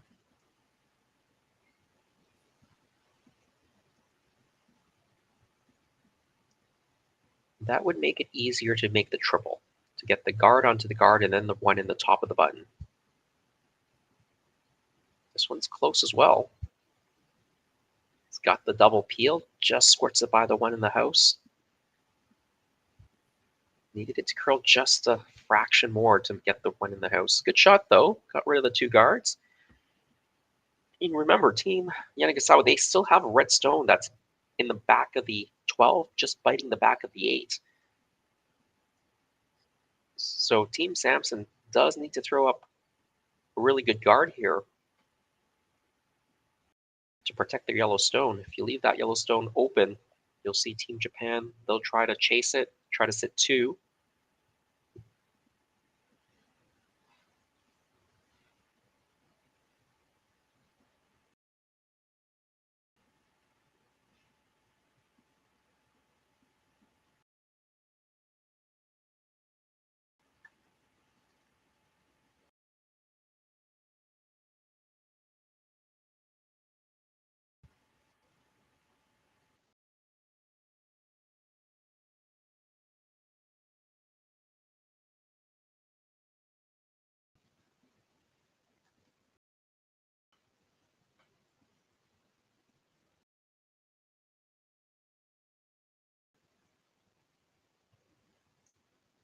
Sampson, his first stone.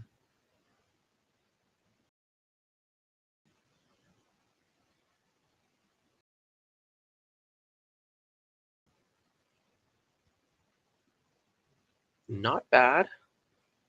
They left it a piece open on the high side, the in-turn side.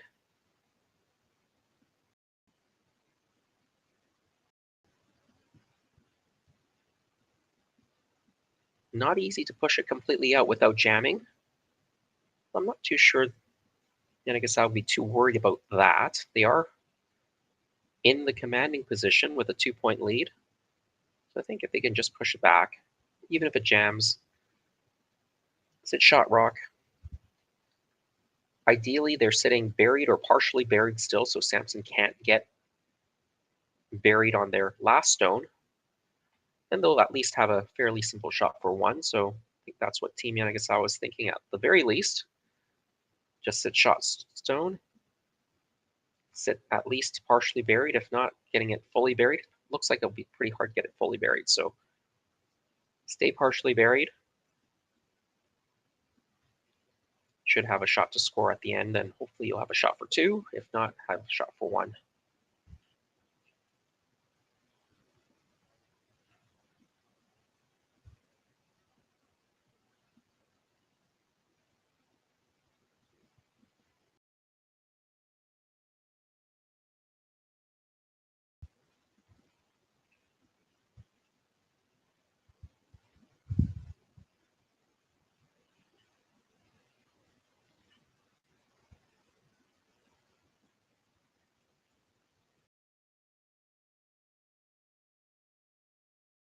By the guard on the yellow one. Oh, they are able to push it through.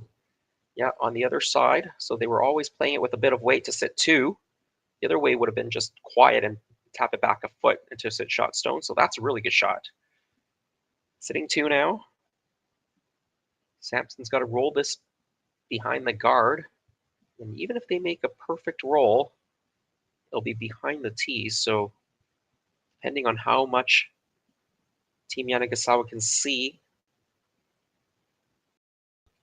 he may have a shot for 2, or he may just be able to just draw to the button for 1.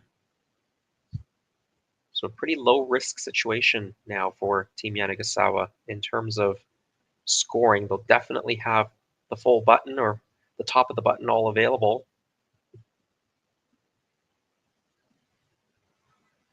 And if this shot isn't made perfect, he'll have a shot for two.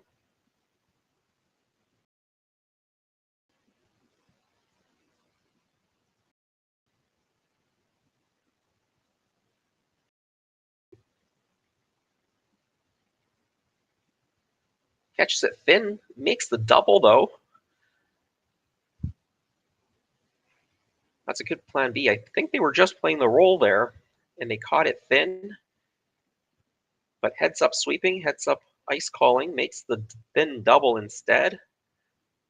And they are sitting two, that yellow stone nibbling in the back of the 12-foot at about the 7 o'clock position. That is in the ring, so they've got the force.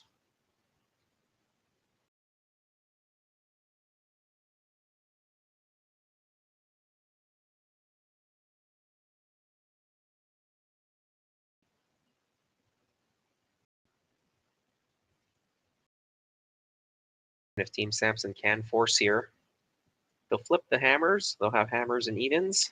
Take two, force one, take two, then steal the extra. You can win the game that way. But first, Riku Yanagisawa, he's got to make this draw against two. He's got a little bit of backing to work with if he needs it, and he doesn't need it. He'll get his single point. He'll extend his lead 5-2 through 5. Handcrafted in Canada, Hardlines Ice Band has revolutionized curling for over a decade. Engineered with top-tier precision and durability, it is backed by an unmatched 10-year warranty. Designed for curlers at all levels to sweep effortlessly with maximum efficiency, it is trusted by the world's best curlers, including Olympic and world champions. It is quite simply the best brew in the game. Hardline, join the revolution. Saskatchewan, you know Sasktel because we're everywhere. Because being everywhere keeps us connected to you. With Sasktel sponsorships, we get to be part of your community. We're here with you, and we're here for you. It's easy to get started. All you need to do is apply. Sasktel cares. Always has, always will. To apply for sponsorship, visit sastel.com/sponsorships.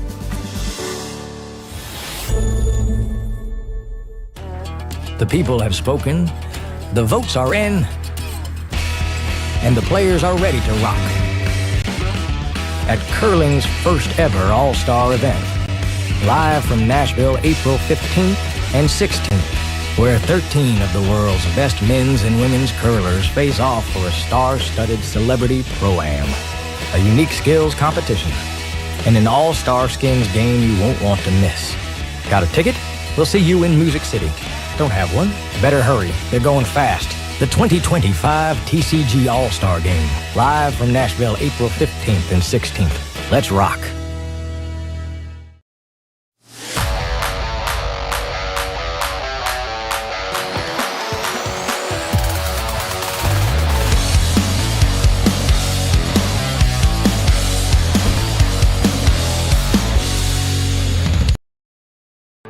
Hi, I'm Jane.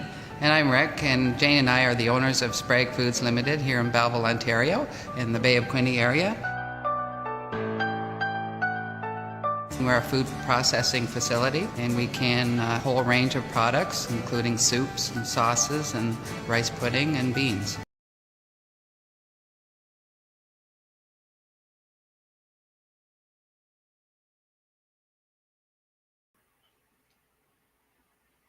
Welcome back. Sixth end underway here at Swift Currents Curling Stadium Speedy Creek Shootout. If you're just joining us, my name is Jason Chang. Tashiwa Jason des. Kuchirowa Dave Schmel des. With me, joining me is Dave Schmel. His game ended early over on the other sheet. Nick Edin coming out a winner. 4-0 is his record. Win against Libis. How was that game, Dave? That game was good. It just was indicative of Nicholas Edin making a lot of veteran calls. And I think a couple times Jacob Libis just stretching just a little bit too far and maybe trying a little bit too hard, giving some extra opportunities to Edin. And Edin, being the champion that he is, took full advantage. And I think if you get to 4 wins, I'm pretty sure you're going to be in the playoff round. Top 8 records will go through. And Team Yanagisawa, as you know, 2-1 right now is his record. So a win will take him to 3 wins and position him quite nicely going to the last round robin pool play game. Sampson 1-2 right now, so they really need to pick up a victory here to keep their playoff hopes alive. They got the force in the last end to trail by 3, and they've got hammered here in the even ends in the 6. So if they can get 2, force 1, get 2, steal the extra, you're on your way to a victory. Easy as that. And good 2 shots by Marius Kleinis. They've played that corner guard and then the draw around the corner every time they've had hammer going home on that same side, and Marius has made it every time so far. So nicely done by their lead. And I'll tell you, every time I am at a bonspiel in Blaine, Minnesota, I see Marius on the ice throwing stones for hours. So he certainly puts the time in. Yeah, absolutely. And, if you can simplify your shots for your lead and try to give them the same shot every time, they're much more likely to make it. So they played that in-turn corner guard and then that in-turn draw right after, and he's made it, 3 ends in a row now. That one may be 1 foot or 2 feet too deep, but I'll give him that one. That's mighty generous of you there, buddy. Well, princes, sultans, lieutenants, we've got to be nice to our folks. So if you were joining us for yesterday afternoon or yesterday's evening game, that's an inside joke. I think a lot of you were. So I think we covered Yanagisawa together, didn't we? We certainly did, Jason Son. So we would have had a lot of the same fans, I'm sure, joining us. So thanks for coming back with me, Dave. Didn't get scared. Oh, absolutely not. Well, the shoe's on a different foot. I'm on the color this time. You get to have fun with me. So truly you're the servant to me now.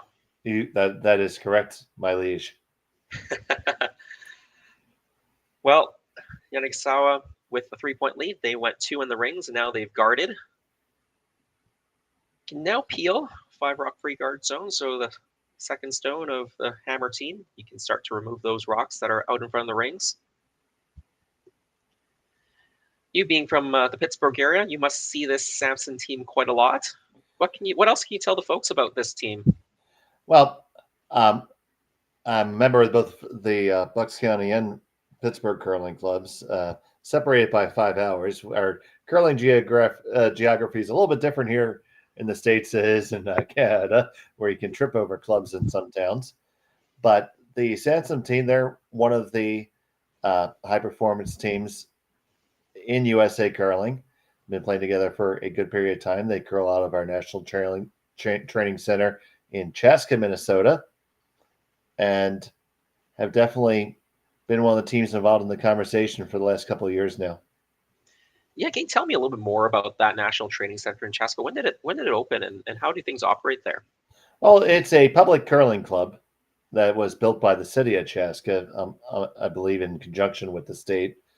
And initially, it was free membership to anybody who wanted. You just had to pay to curl. So I think at one time they had several thousand members on their ranks officially, because all you had to do is show up. But it's a beautiful 6-sheet facility. And the most important thing, you can play regular leagues there, of course.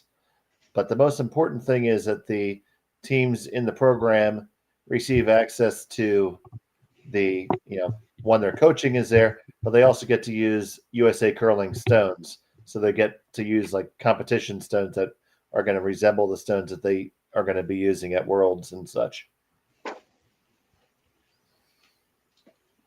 So really that access to the facility, to the best stones, to great ice and great coaching, obviously helping the high-performance teams and the high-performance players in that program develop and get better. I know Ethan was also a pretty good baseball player. Does he still play baseball? Do you know? To my knowledge, no.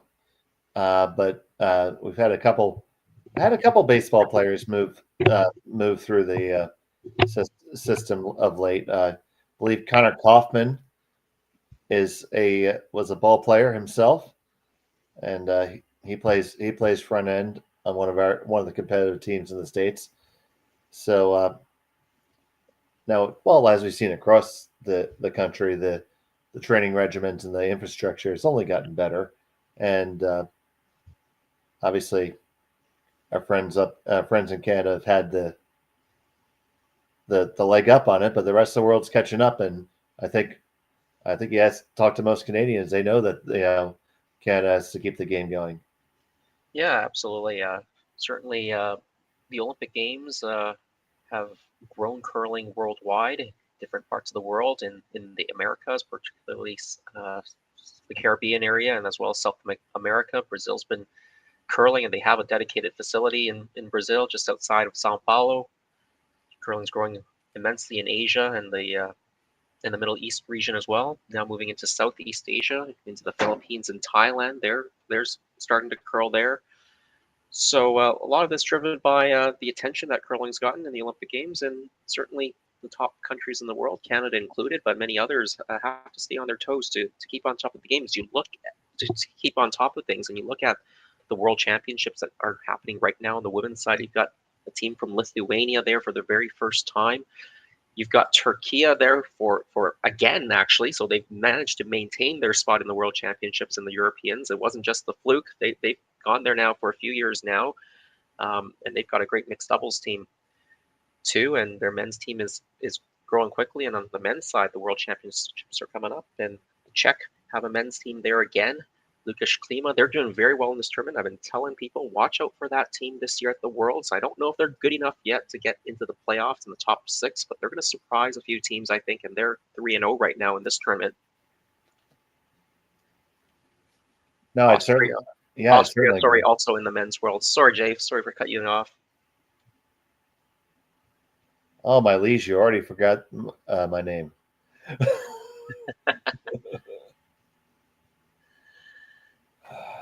Nice run back, cleared off the guards.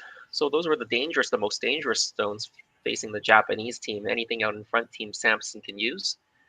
Yanagisawa sitting shot stone, back of the button, second shot, top 4, just biting the 4. Sampson does have a rock that got pushed in when they were doing that peel to the top of the 8. So Team Sampson, they can set up a deuce here if they could just keep their yellow stones separated. Yeah, they're going to have to set up that separation, and still quite a few stones to come, so the placement's going to be absolutely vital here. And of course, they'll have to address the shot stone at some point as well. Yeah, and that's why they probably don't want to be removing the red stones completely right now. Just rearrange them to the back of the rings, try to set up a jam or something to freeze to later on. As you mentioned, still only third stones right now, so you start removing the rocks, the red stones, it'll be easier to make double peels or peels. So if you just move these red stones back. You got to stick around here, though. I think it will sit down, will it? Yep. They've got the separation on the yellow ones. There's certainly no double. And they've moved the red stones. Both are now behind the tee line. So the setup is improving there for Ethan Sampson. And Dave, I've been waiting for you to finish your game so you can join me, because I'm not sure who's throwing third for them. That doesn't look like their regular third to me on it's the picture. Zeman is throwing third, and Thurston's throwing second. Okay, there we go. That's my mistake. Zeman is throwing third. He's right. Zeman is throwing third. Thurston is still serving as a vice skip. So there we go. He's in the house right now. And it's Cleanus and Zeman who are sweeping the skip stones. That's why they've confused me. And you have the whole dance that Zeman has to do because he delivers with the straw broom, then he has to go get his sweep broom. Yeah, Team Yanagisawa, they're going to hit this open yellow stone.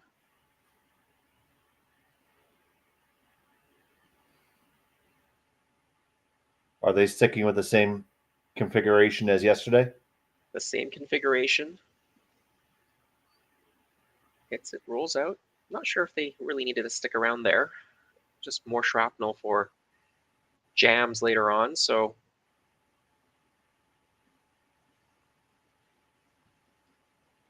So it's been Tsuyoshi calling the game the whole time? Yep, that's right. Yama-san calling the game, throwing the third stones.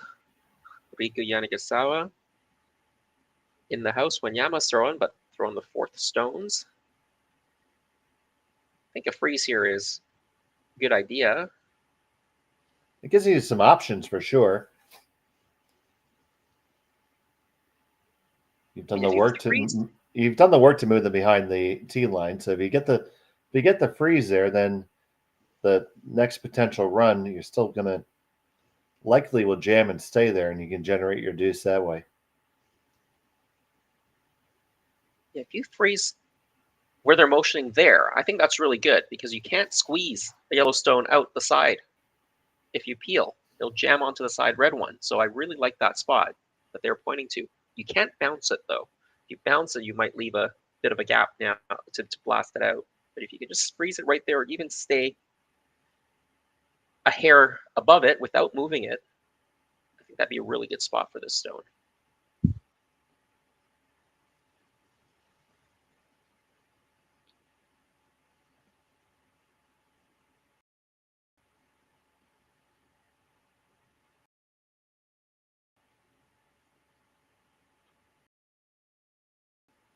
Ethan Sampson, he's got a couple of World Junior men's appearances. I think he was skipping the last time he was there and then maybe played with Dan Casper a year before that. And Daniel Casper, one of the best young teams in the U.S. right now, maybe should have even won the U.S. Nationals this year. It was, Danny had a very good year this year. He gave my good friend Scott Dunham fits all year, including at Nationals. All right, trying to get the curl here. Will they get it to the inside of this rock? That would be the most ideal spot. They get it, well, almost to the face. What do you do if you're Team Japan? Do you try to blast it out? You'll probably give a shot for two if you just try to blast it out. I think you'll lose the shooter. You'll lose the back red one as well. I think you can make them both go away for the one on the button you can clear out to the left-hand side as you look at it through the overhead without removing the one on the back button. The question is, what's going to happen to the stone that you run in? If you play the run. Yeah. I think that's the best way to make the shot. Or you can just draw down and take the end of the way, much more conventional way, and put the force on, which I don't really mind at all. Yeah, if you play the run, you've got to make sure you hit the first stone, the top yellow stone on the high side. If you ever get to the nose or cross the nose, you could jam it into the red stones and give up three. That's probably why they're not playing that, just in case. You got a 3-point lead. You don't want to give three back right here. So as you said, you could just freeze to the yellow stone, really shrink the real estate to get that second point in. Have to get to the side of the button if you do that. Or you might be able to play some sort of a hit and hope all your yellow stones stick around. Probably won't be a triple there though. I think if you place this right onto the nose of that yellow stone, it'll just be a shot for two at most for Team Sampson.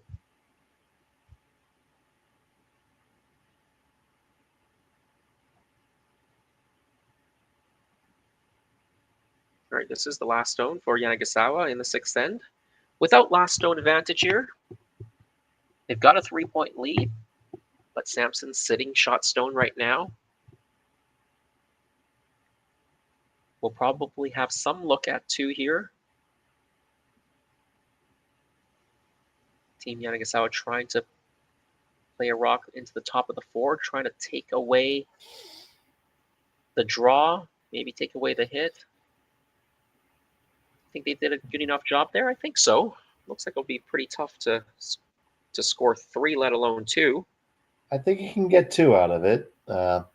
Certainly not easily, but they are going to try to see if they can't come up with a three. I don't see how you do that and keep the shooter. Yeah, it looks like I'm not sure you can keep the shooter based on the angle you need to hit it. I mean, can you just hit it right on the nose? If you hit right in the nose, the one that you strike goes out the side door, and then of course you clear the one out the back.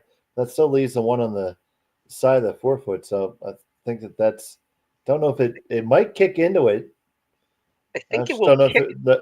don't know if there's enough energy left at that point. Yeah, I mean, it will kick that way. The question is there enough action in the rings, and are the stones lively enough to get it to move? You only do need to move it out of the 8-foot. So I think they're going to give this a go. I think you have to down 3 if you think there's any possibility. Yeah, and there's no easy shot for 2 either, so this might not be that much more difficult than your shot for 2. So throwing some heat here. Final stone, Ethan Sampson, maybe a chance for 2. Will the yellow kick sideways? It does. Will it push it far enough? No, but you'll get it far enough for 2. It's a good shot. Team Sampson, they close the gap. It's now 5-4. Yanagisawa with the lead, and they'll have hammer in 7.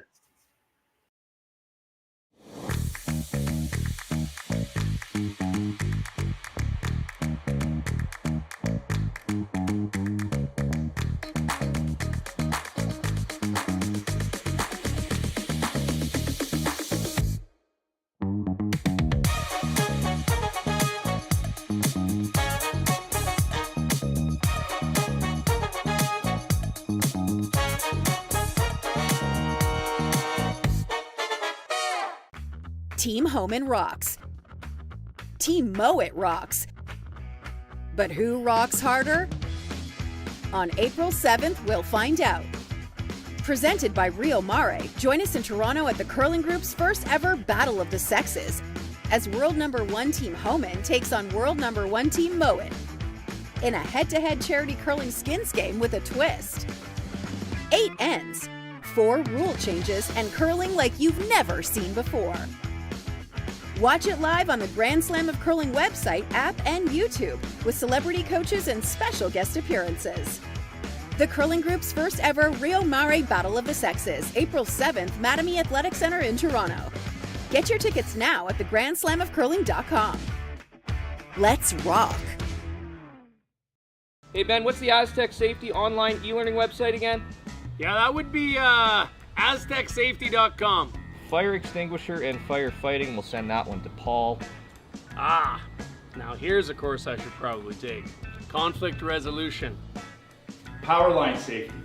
Yeah, I thought it might help me with my line calls. Did you know this Aztec website has over 100 safety courses? Jeez. Aztec Safety online course. Ground disturbance. Could have used that a few seconds ago.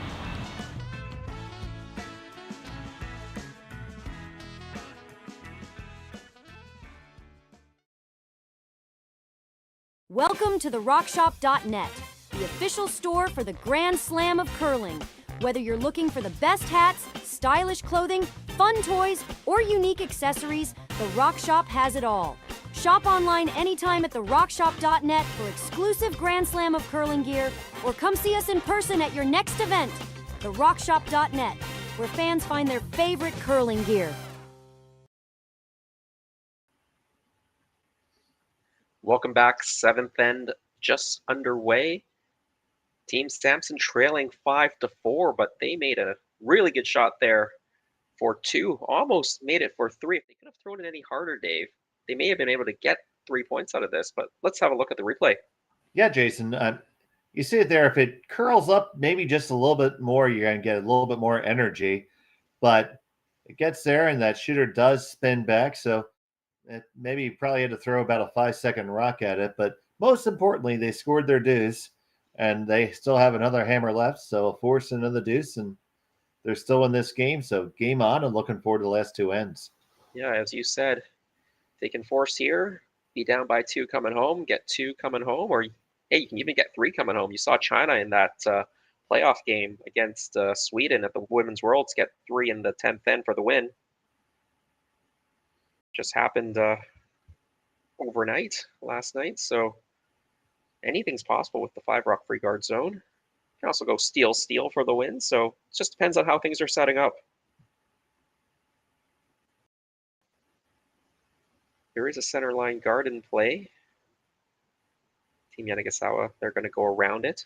They can't remove the guards. They're up by 1 with the hammer. They've played a very solid game so far. Even that last end when they gave we up are the the 2. last game on the ice today. Yeah, Dave, what are the other scores for finals sure. looking like? You were from the Nicodine game. They beat Jake Libis, but what happened on the other games? Yes, it was Adine over Libis 7-2. It was Zhu from China over Maeda 6-1, and that was a game where Maeda had the hammer pretty much the whole time. It was death by paper cuts, a long series of steals, and that's our game. And then, I'm sorry, still on the ice is Jaden King. 4-2, playing in the 7th end, and Balance has the hammer in end number 7, trying to catch King in that battle, which is quite important because both teams, I think, are a little bit on the bottom end of the pools right now. Yeah, Jaden, I think, needs the win here. They're 1-2 in Group A, and Balance, and they're 0-3, so I think their chances of making the playoffs are over. But, of course, playing for pride, but for Jaden King, they need to even their record up to 2-2. Same here with Ethan Sansom. They're 1-2 as well in this group, so they want to even their record up to 2-2 to give themselves at least a chance at that playoff round. And thank you to Lauren Kleinis in the chat. Truly appreciate that. See, I don't know Jacob by face, so I only saw the jacket. So it's Chris DeLillo throwing third. All right, they've confused me, and they confused you too. Yeah. Thanks very much, Lauren. We appreciate the crowdsourcing there. Tough to keep track of everything. Well, heck, they just not having any luck traveling. I mean, last week was difficult as well. Yeah, so Jake is there, and he's throwing that second stone, I believe. And DeLillo is throwing the 3rd stone.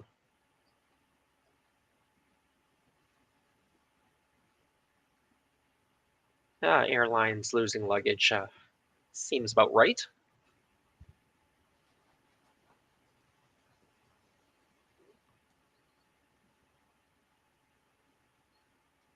I think they were trying to freeze to the red stone. That came up a little bit short. I think you're going to see the peel here. Try to get rid of that corner guard and the yellow stone in the rings, perhaps. I think that'd be a great idea. My strategy when I'm trying to keep my luggage is I have the most obnoxious looking bags you can find. My curling bag is actually a rolling golf bag, which is covered in pineapples.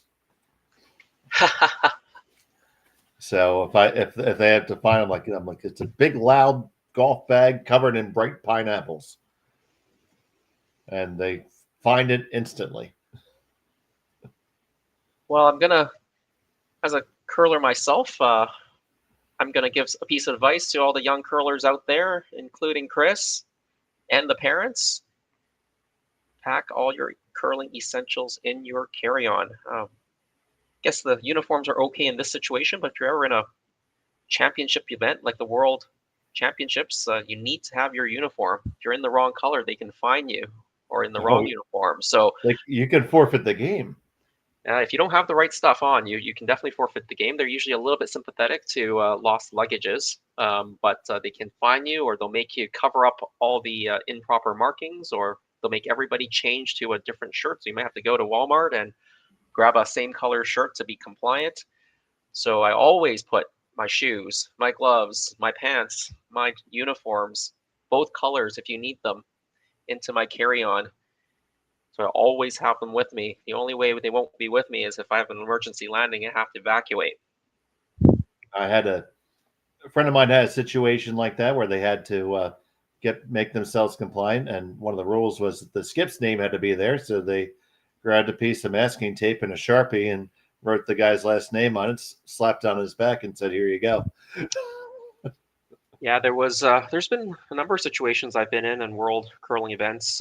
One of the Pan Continental B Division this past year, In that B division, the team from Qatar didn't get any of their luggage, and none of them had any of their uniforms in their carry-on. I think they did keep their shoes in the carry-on, but they all had to go out and buy a white shirt or a white jacket to wear. They had to borrow brooms, or they bought brooms from I think they went to Kevin Martin's store in Edmonton because the PanCons were in Lacombe, Alberta.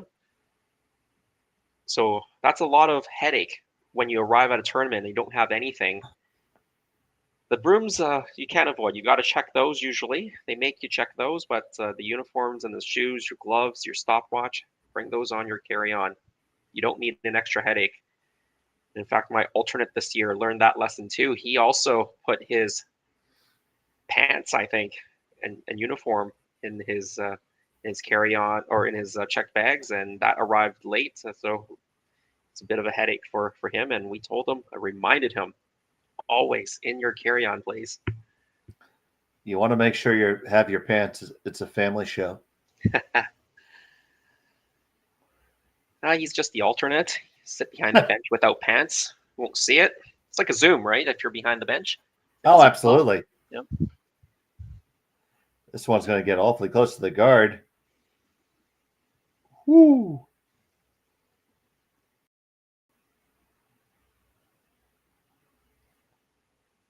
Good shot by Chris there. If that is his real name. An imposter, you say? Oh, for all we know, somebody's in the witness protection program and they're just not telling us.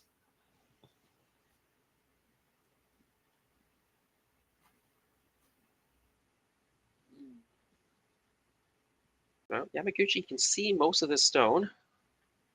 Hit and stick around. Try to sit 2. They'd love to get 2 here. Extend that lead to 3 points. 2 points just doesn't feel very safe anymore with the 5 rock free guard zone rule. Especially you have teams that know how to put rocks in play.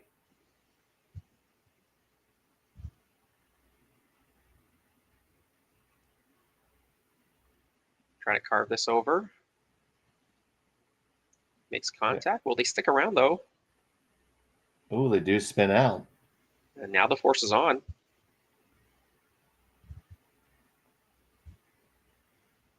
You can also be aggressive and try to draw around and try to steal this end. The force is on, but if you nose hit the red stone, you do leave a double back, and that could end up being a blank. You can't really roll behind the guard because you might jam it onto the yellow. They are going to go for the hit. I think there's enough room to clear the guard in the back. The biter, rather. I think, weight control is just very vital here.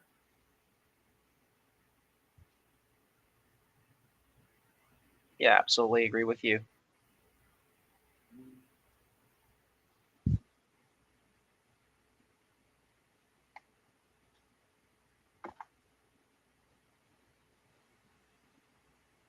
That so often is what differentiates the mid-level teams to the absolute top teams, knowing exactly what weight's required.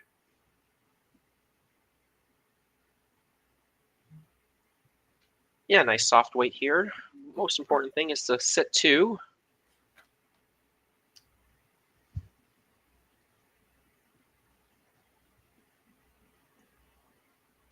Your choice is to take on this double and try to blank or go around. You still have a split available on those red stones as well, and those yellow stones are just biters, so you can definitely split that in for an extra point.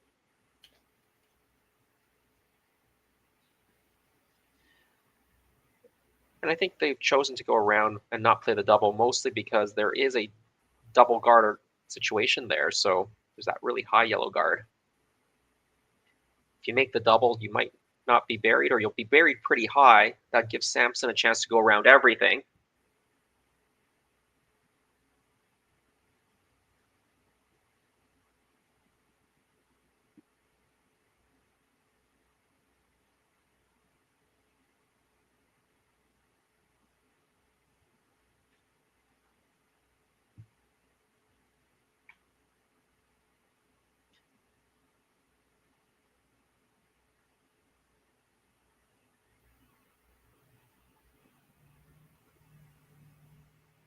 Yanagisawa. This needs to sit down. Yeah, it looks like it might go right through the back. Oh, and it does, and well, that's a big mistake, number one, and number two, the force is definitely on now, and maybe even a steal could be on. You certainly have to give it the college try.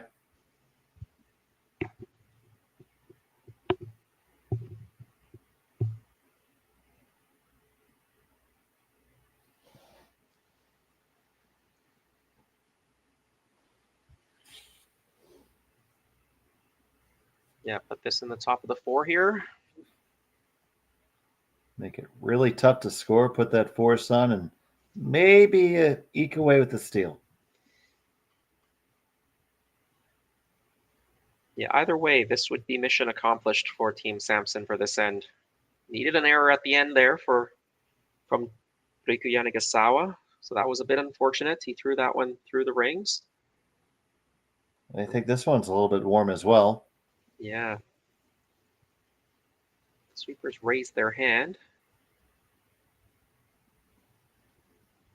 Looks like he'll stop in the back of the rings, but it'll make Riku's shot a little bit easier for the single point. Has the easy backing to throw to now. Yeah, it is overburied, but that yellow guard up there, that center guard is very, very high. So as long as you're not too heavy, should have some of that backing.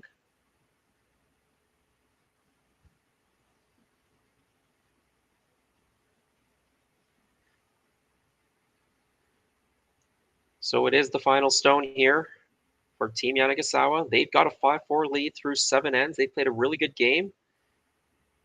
Up to this point, Team Sampson, though, they got 2 in the 6th to close the gap and now have the force on. Yanagisawa just threw the last rock heavy. Expect them to be a lot closer this time. Still a little bit juicy, though. Will this slip too deep as well? It is. How deep? Oh, my goodness. Oh, dear. That's a steal of 3 for Team Sampson. And what a turn of events. 2 missed draws from Riku Yanagisawa. And now Team Sampson, they're going to storm into the lead for the first time in this match, 7-5 through 7. Stay tuned, 8th end coming up. We asked Saskatchewan what they know about 5G. More speed, more innovation. It's gonna make our lives a whole heck of a lot easier. This is what 5G looks like. Better, faster. Sounds like one more G. Sounds pretty good. I don't know what it means. All you really need to know is the future of 5G is here and will continue improving through investments in network technology.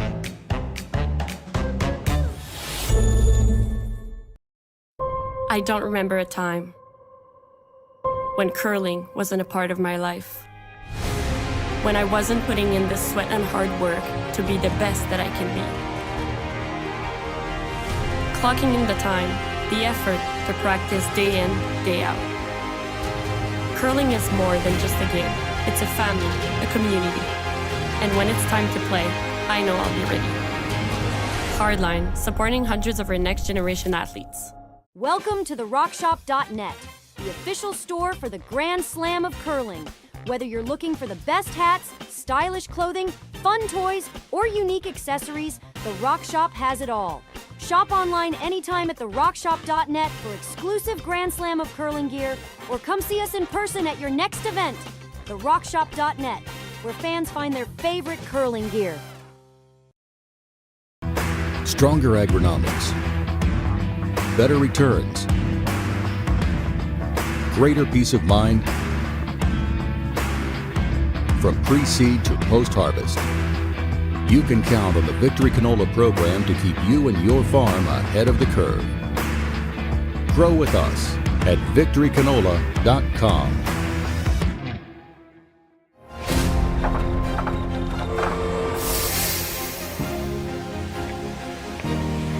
I have an idea.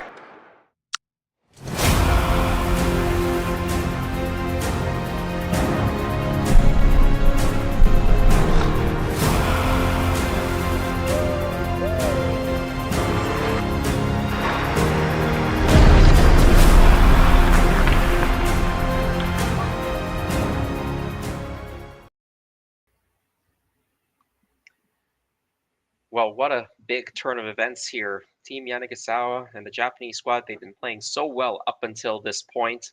Then Team Sampson unexpectedly steals 3 points in that 7th end to take a 7-5 lead, Dave. Yes, Jason, and you look at that, and I think it's just simply a matter of we had a lot of draws go down the same line and just starts to get a little bit faster with each and every successive one, and might have been lured into the fact that just a little bit that Sampson rock was behind the tee line, having that feeling that you have backing and you don't want to be short, and you just kind of juiced it right through the curl and right past all that backing and give up a huge steal of 3.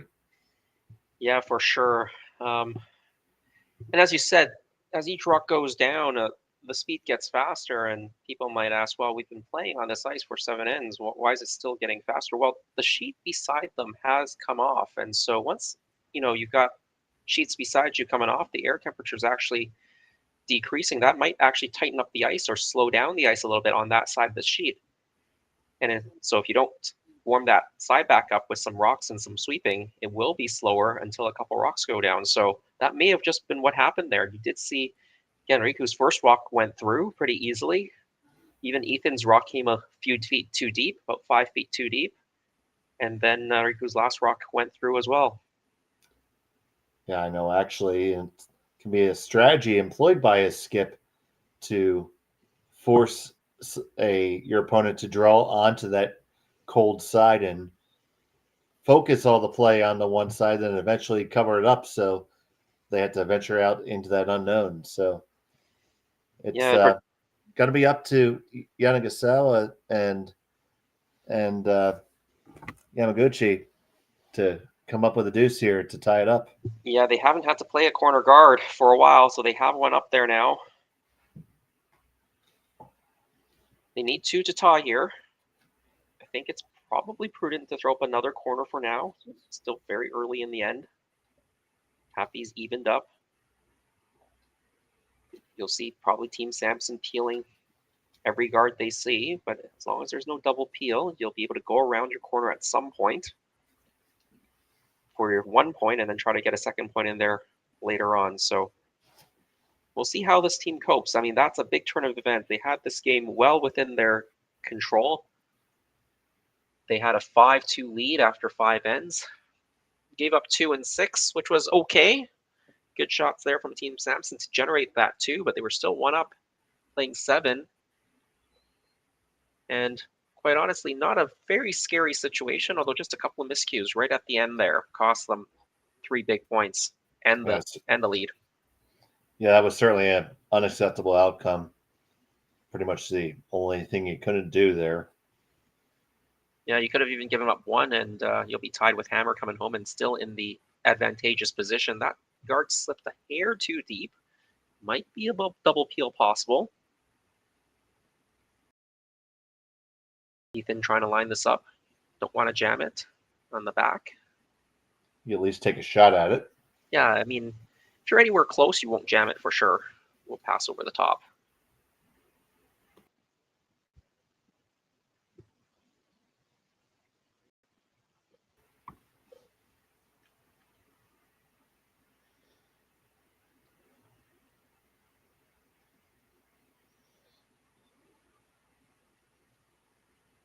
Pretty close, catches the backside, rolls the shooter in. Wonderful shot, Team Sampson. Absolutely fantastic.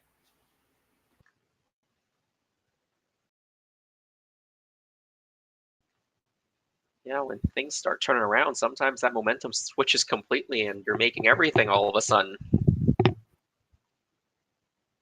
You even get the little bonus of having the extra counter in there.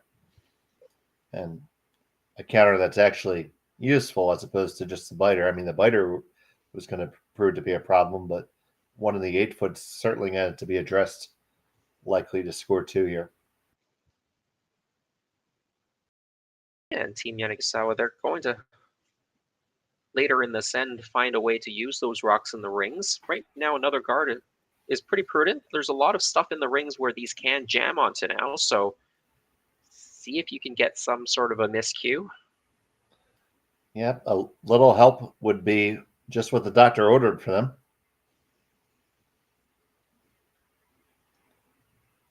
But Ethan's going to look for the peel either way. Just don't jam on anything. All right, so this lineup confused me originally, confused the rogue commentator you when you came in, and it confused the parent as well. So, Dave, do you want to tell us who is actually playing out there? A gentleman who threw a yellow stone. That's as far as I'm willing to stake my reputation on it. But we think that is actually Jacob. Who was it? We're just that third stone now, or yeah, it was third stone. So we think that's Ty DeLello. He played at the Briar for Newfoundland and Labrador. I think he's a native of Manitoba, though. That's why he's got the tuck delivery. See, that all makes sense.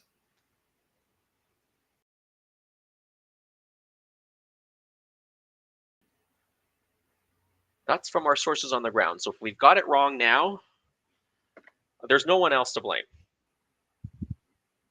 Oh, we can certainly find somebody else to blame. Haven't you ever listened to a politician?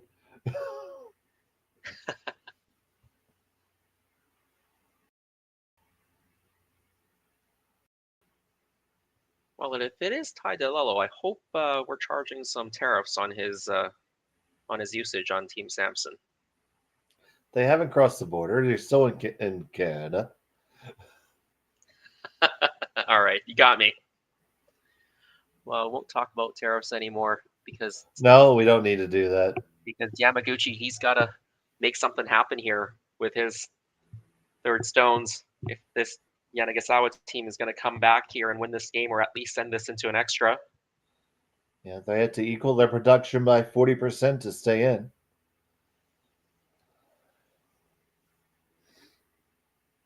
Well, your math is right on, although this rock just a hair short. They wanted to get this frozen onto that yellow stone, make the peel a lot more difficult. Straight peel now. You can easily get this over the top. You don't need to keep the shooter. You've got enough yellow stones in the rings here.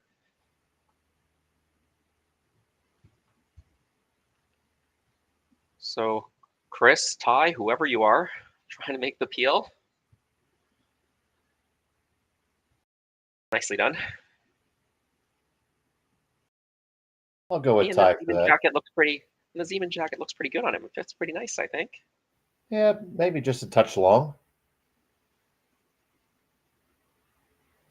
But better long than short. You don't want to show your belly button, I don't think. Well, yeah, that or the other part of that. Not that kind of sport we're in. Yeah, well, everybody who's been in a curling club knows that crack kills.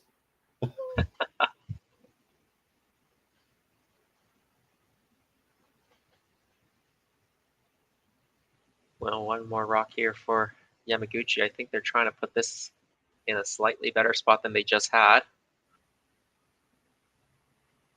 Trying to wick play it and get underneath on the back one. Okay, I'm not sure they were playing that or not, but maybe they were. Yeah, I believe the call was because that yellow stone there was going to be a problem to increase in the scoring zone enough. So they want to wick off of it and kind of chap underneath them on the 4 foot and force a short run, but at least force a shot. That wasn't a lot of weight to get the roll. You have to still roll at a good 3 feet to be behind, and they're nowhere behind the yellow one right now. It's wide open with a good amount of air. So I think they needed a bit more weight if they were to make that shot. Indeed.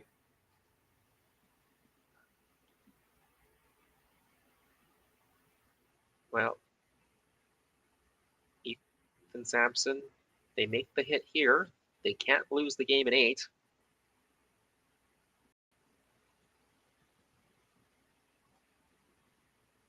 Yeah, if they plant it on the corner, they think it might jam if they try to peel it. It's what you have right now. Yeah, you don't have a lot to work with. I guess if you get it to the face, you can also make the peel as hard as possible. The only other thing you could do is draw well behind that stone in the 4 foot, be second count in the back, and hope be in the back 12 or the back 8. Mm-hmm. may actually probably easier shot to execute and maybe a slightly higher chance of eliciting a miss, but there's lots of ifs there. Yeah, so critical stone here for Yanagisawa. Coming off a couple of missed stones in the 7th end that really cost their team and could cost them the game. Now they need a freeze here. They are either trying to get it onto the corner of the yellow or dead on the face. They're going to call this based on what they see on the line here. Yamaguchi, I think they're calling right on the face now. If they can, try not to bounce it too much. They've bounced it a hair. Not bad, but I think there is room to squeeze it out. You're going to have to just pick it, because if you make contact with the 4-foot, there's a good chance it hits that catcher, and you just saw them motion towards it. Tie motion at that. Yeah, either you have to catch it thick enough with weight and get it over the top, like jam it off that yellow stone that's in the 4 and go over the top of the back one, or try to get it clean, like you said.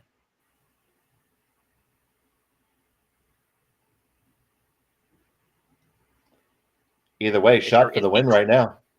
Yeah, if you're kind of in between, that's where you can get that off the yellow and then jam onto the other one, I think. So either way, it is a shot for the win, and I didn't expect to be saying this 2 ends ago. But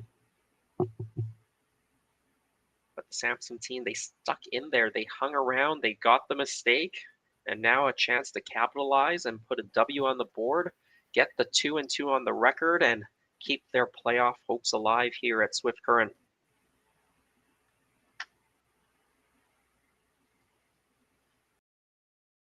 All right, this is Ethan's final stone.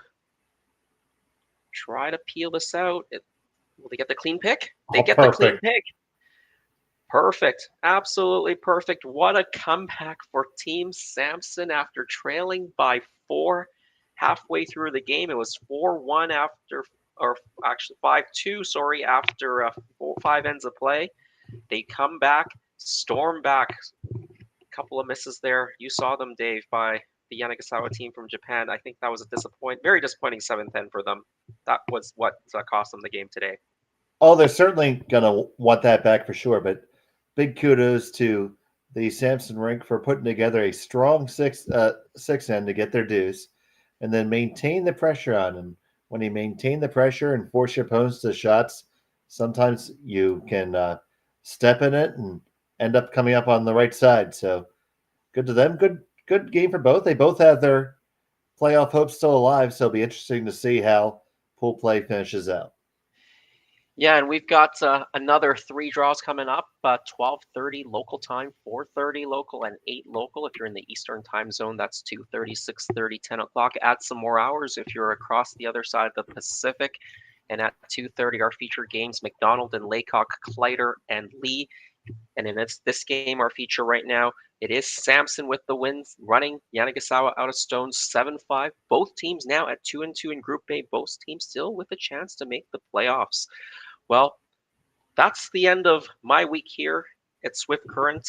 I'm not covering any more games this week, so I'm going to sign off. Dave, thanks very much for joining me halfway through. And to all of you at home, thanks for joining us. Curling Zone, Curling Stadium, bring you. Please join us again, 2:30 Eastern Time, 12:30 local. We asked Saskatchewan what they know about 5G. More speed? More innovation? It's going to make our lives a whole heck of a lot easier. This is what 5G looks like. Better, faster. Sounds like one more G. Sounds pretty good. I don't know what it means. All you really need to know is the future of 5G is here and will continue improving through investments in network technology.